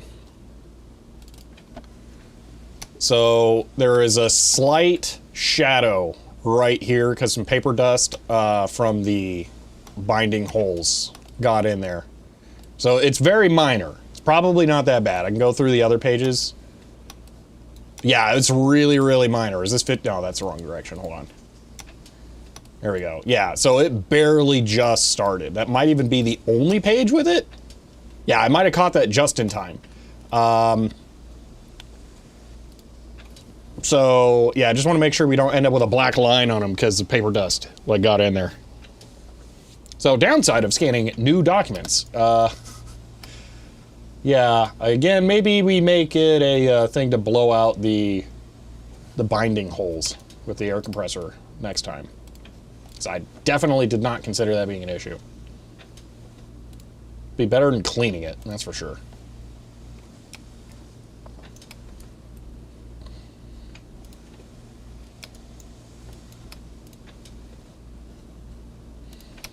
I'm gonna read some more comments. All right, let's see. Spare card slot, just ISA, theoretically. Maybe something as simple as XTIDE. Looks at seeming like we can't do that based on his saying, presuming it running with more modern 3.5-inch drives we had out of the question. They will not work, and I wouldn't do it if I could, because these are like the whole reason this thing's actually cool. Beautiful computers, CRT widescreens, just so cool and unique even for today. Printer, connector situation bugged me too. Wonder if there are many also manufacturing problems alongside strange incompatible floppy disks that plagued the machines. You know, maybe. I hadn't even considered they could have just sucked. Comments, I always read every single comment. They are depressing. To me, the case reminds me of portable typewriters. There were a lot like this. CDIs, Philips Magnavox, DVC player, where you could watch movies. But I think of when you say CDI, I do feel you are using that. I'm nerding out over how nerded out and excited he is. 19 is equivalent. That face when you open the hooded one of those. Okay, find an absolutely gargantuan engine shoehorn to a sleek chassis. Find dimensions of that tiny clip and make it into a 3D printable file. Oh, the card thing. Yeah, that would be cool. All right, next batch pages. Double check. It's looking clean. Good. 100 died to me is common with a cylinder cooler. End of line. Yeah, again, I mean, that sounds like it's probably less unique, but that's not. No, that's not similar. Okay, last block of pages.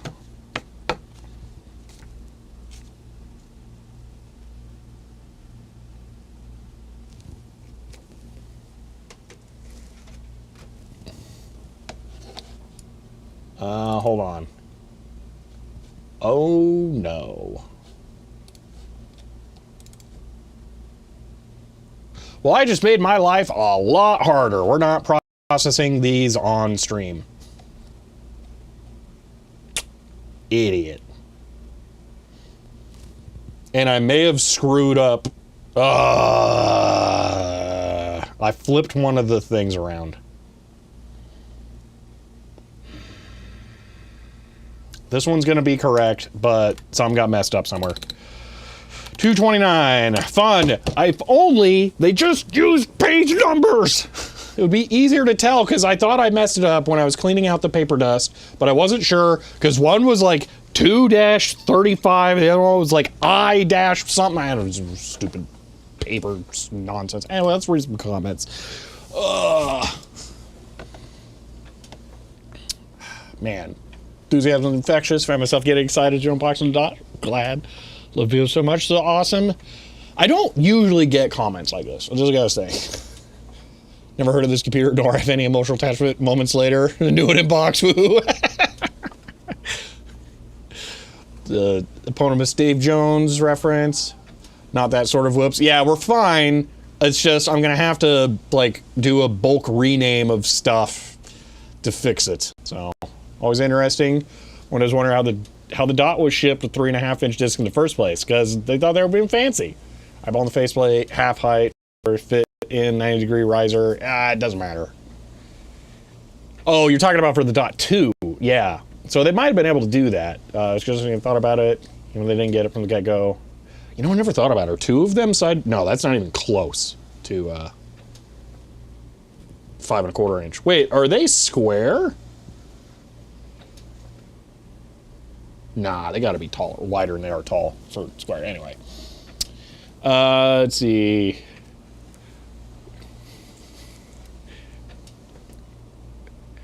Alright. Is controller already integrated into the VCP? It's not controller compatible. Yeah, I think they're speculating too much. It's just cool machine. I was excited as you bought box new one. Guys, thanks for sharing this. Motherboard is like a... By the way, so when you're viewing on the YouTube backend, I can see if you're a subscriber or not here. So a lot of these people are not subscribed that are commenting. Calling you Samantha. Yeah, I don't get that. I might be about... It's one person, I think. I'm gonna hide their comments. Motherboard's like a backplane, and the card is the actual computer. Yes. Licked? Maybe I did a typo. I don't know. I'm common at typos. Gorgeous, excellent design. They definitely are. Eclipse suck. Yes. Have a little thermal receipt printer. Lots of clips. Ah, that's awful. Cut off a piece of paper with the clip and bend it around to replace it so you make proper... Well, I hope you have luck with that. Beautiful machines. Thanks for preserving them. Yep. Does not have IRQ and DMA controllers an IBM PC has. I have no clue. Dot logo is incredible. Yeah, I might have messed up. Amber filter is so awesome. You might be the only one who thinks that. No offense.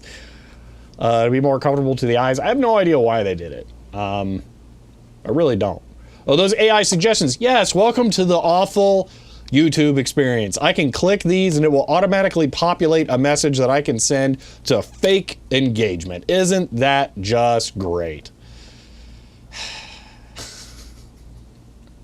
I move the filter. I'm surprised people like it. Subscribed for 28 months and says I loved using Amber screens back in the day. End of line. MQ Bush, thank you for the tier 1 sub and for 28 months. I appreciate that. Amber screens are good. An amber filter is not. It causes a slight amount of bloom on the image. It darkens it, so you have to turn up the brightness. It's just overall not a great idea to use a filter for that kind of thing. It's the same reason I would remove privacy screens from stuff. Yeah, it's a filter. It's not phosphor. Amber screen, amber phosphor, good. Amber filter, bad.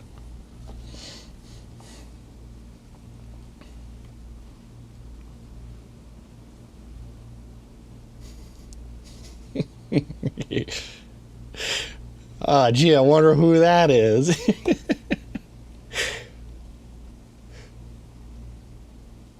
And we're caught up to where we were. Do you mind sharing what videos, ideas YouTube came up for you? Oh, you want to see that? Yeah. So, hold on. I don't even use this. Where? Let me figure out where this is. So, yeah, YouTube does this stupid thing. Inspiration. Here we go. Yeah, you want to see the inspiration section? Let's see. Recreating 1980s home computer experience. That's every video I ever do. Oh my gosh, and then AI generates thumbnails. Building modern workstation with vintage parts. That does not know. Upgrading a rare Atari 1200 XL. Sure, rub it in. I don't have a 1200 XL. Jerk. Modifying a classic HP 9836. I don't think so. Dude,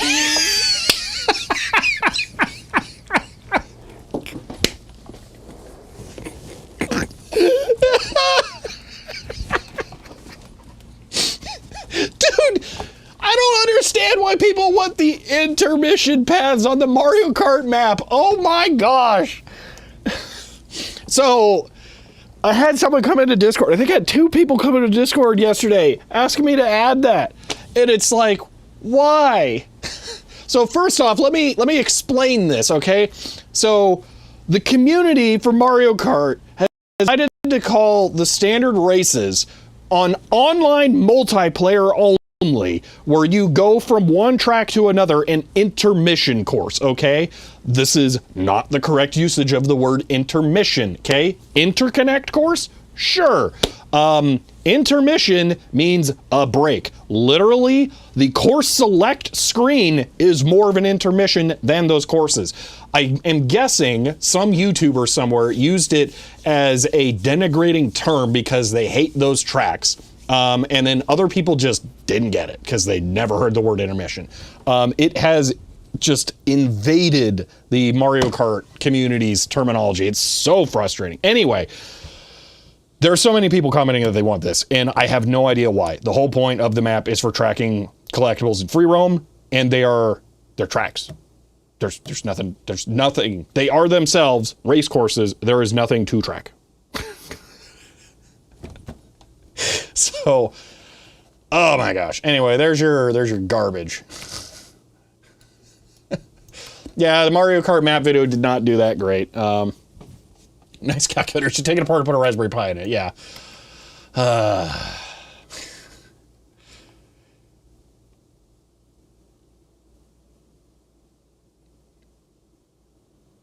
Over 350 pages, 700 sides scanned so far today. Yeah, today. That's crazy. 700 pages scanned today? That's nuts.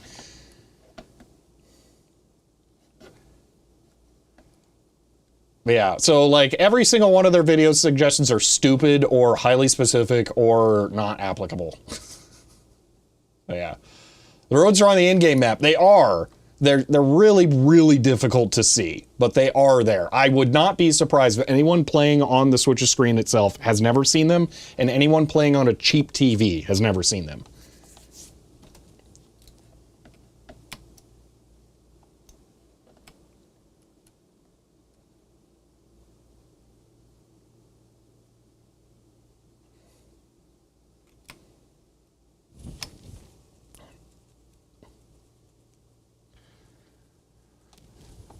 All right. Let's try and identify where I went wrong. I think it's only one block. We can look at the commands for this too. So that one should be that direction. Wait a minute. Why are they double? Oh, I guess they do flip every now and then. Oh, gosh. Hold on. Did I do the very first block wrong? Dot language manual. 1, 0. Okay, that's correct. Okay, let's double check this to figure out. So let me check a thing really quick here. Well, I guess we can close this. We don't need that. Let me make sure that I did or did not mess something up. I'm just gonna check Discord really quick. I'm not sure why I'm getting a message. Oh, ooh, I know what that's gonna be. Oh my gosh, you went to town on that. That is awesome, Digital Ice Age. That is an SVG. That's so cool. That looks really good. Oh, you did it based on the manual with the... Okay, cool. Okay, so let's look at my commands. The splits are... Let me do this. Create new text file splits. So 1 through 72. 73 through 154. 5 through 228. And then 229 to 288. Okay, I'm gonna save that. We need .PC case badges. Yeah. I mean, Geek and Spiel's the one to ask, not me. All right, let's see if these make or not. Horizontal stack up and logo mark only version. All right. Well, I mean, I could just open it in Inkscape and delete the text part, but yeah, that's pretty good. Okay, so 72. Now 73. Okay, so that's correct. 114, 115. Okay, so that split is correct. So then 154, this is the one I'm more concerned about. Okay. So 155, 280, 281. Okay, I may have done it totally correct. We might be good. 228, we might just be able to let it Go. Depends on whether or not the processing will take 10 minutes or not. Yeah, I think we're good. Okay. Did I already size everything? I don't think I did. No. Let's do that really quick. And then I didn't do, there's a bunch of stuff I didn't do, actually. Okay, I think we can do this.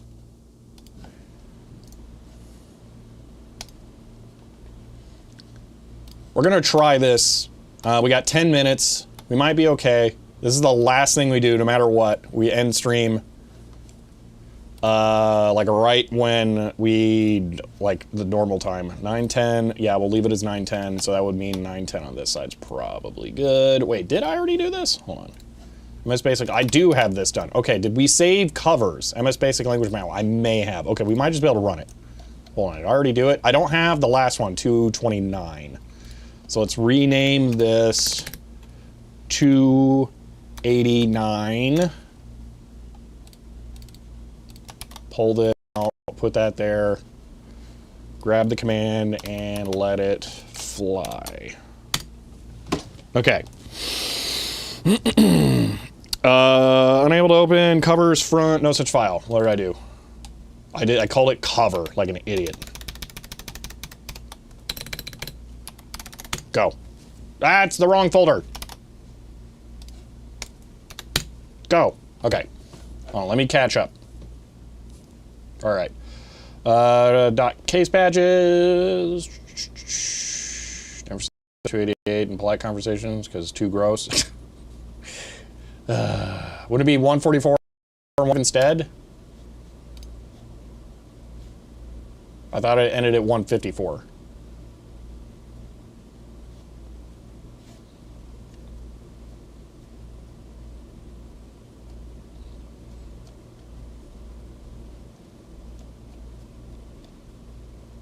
Yeah, it's 154 and 155.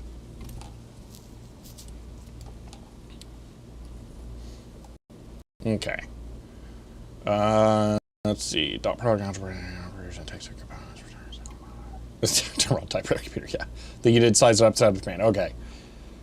Let's see. Wonder if I have enough spare one. Entire window. Oh gosh. All right. Oh, it's going pretty quick here, man. I don't know why it's going so fast. I really want to multi-thread this, but it'd be difficult. Like, really difficult. Coffee gone. By the way, I screwed up yesterday. I left my other coffee bottle here, so I had to have a second one. Now I got 2 dirty coffee bottles, and one of them is extremely dirty. 72 times 2? Oh, I didn't count the pages. So, no, I didn't count them. I just like, yeah, that's about half.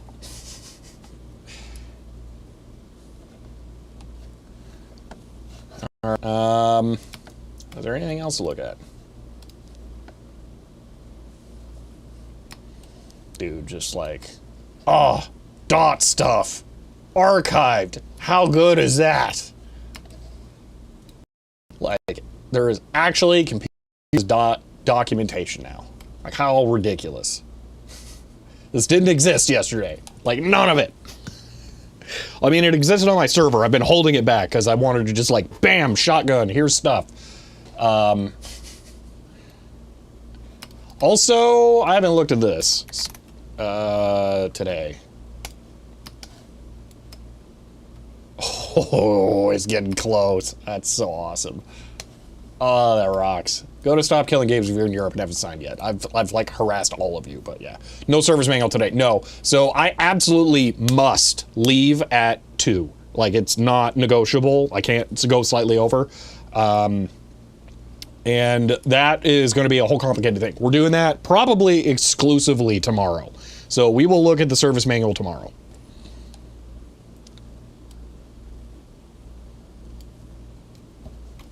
But yeah, today doing that. That's almost all of the paper documentation that came with the dots, all the not spiral bound, metal clip bound, whatever. There's one saddle stitch thing that it came with that I did not take apart. http archive.stopcher101 end line. Swarm, thank you for the 101 bits.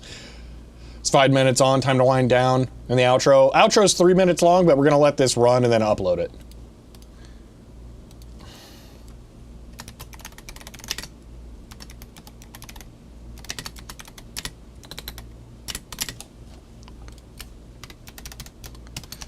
Too bad.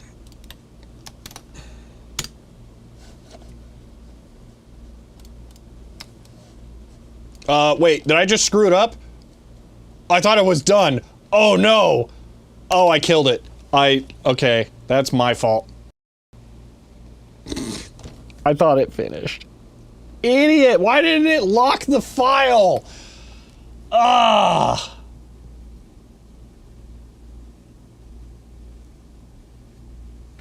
Dang it. Okay, well, I just killed it. We're now out of time. I'm gonna save this. Process. .sh. I'm just gonna go over to my server and have it start on that. Oh wait, no, those files aren't actually locally available on the server yet. Okay, I'll have to do that later. Sorry, that one will be maybe available tomorrow because I'm gonna be busy this evening. Maybe, I don't know. So yeah. All right. Oops.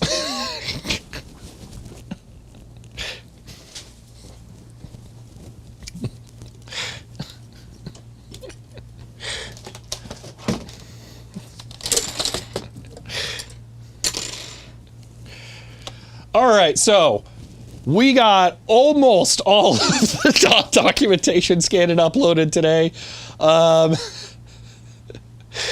No, so, you know, Yombo, what happened is it was still editing the file and I renamed it. It didn't lock the PDF file. Normally, it should have locked it, and then I wouldn't have been able to rename it, but for some reason, it didn't lock it. So, Dolphin was able to rename the file.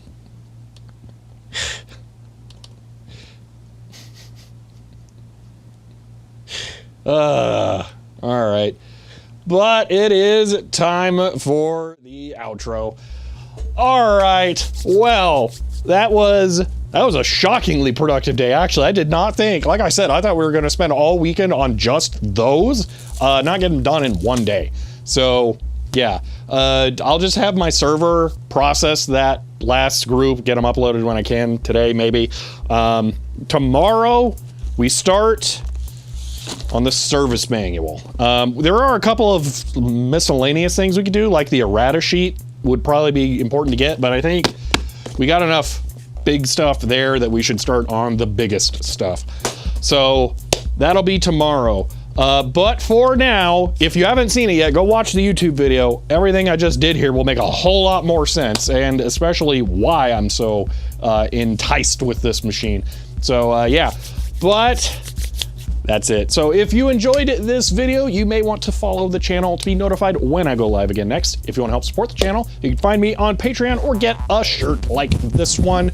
But that's it for now, and I will see you next time. And that was my phone notifying me, get off camera. All right, bye.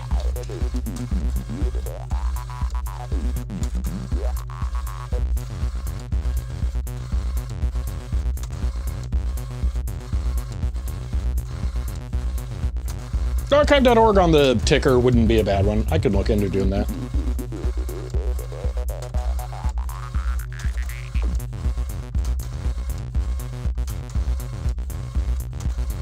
Okay, it'll be tomorrow that I get to process all those images. It hasn't uploaded them all yet, and I gotta shut it down. So yeah, tomorrow for that big manual.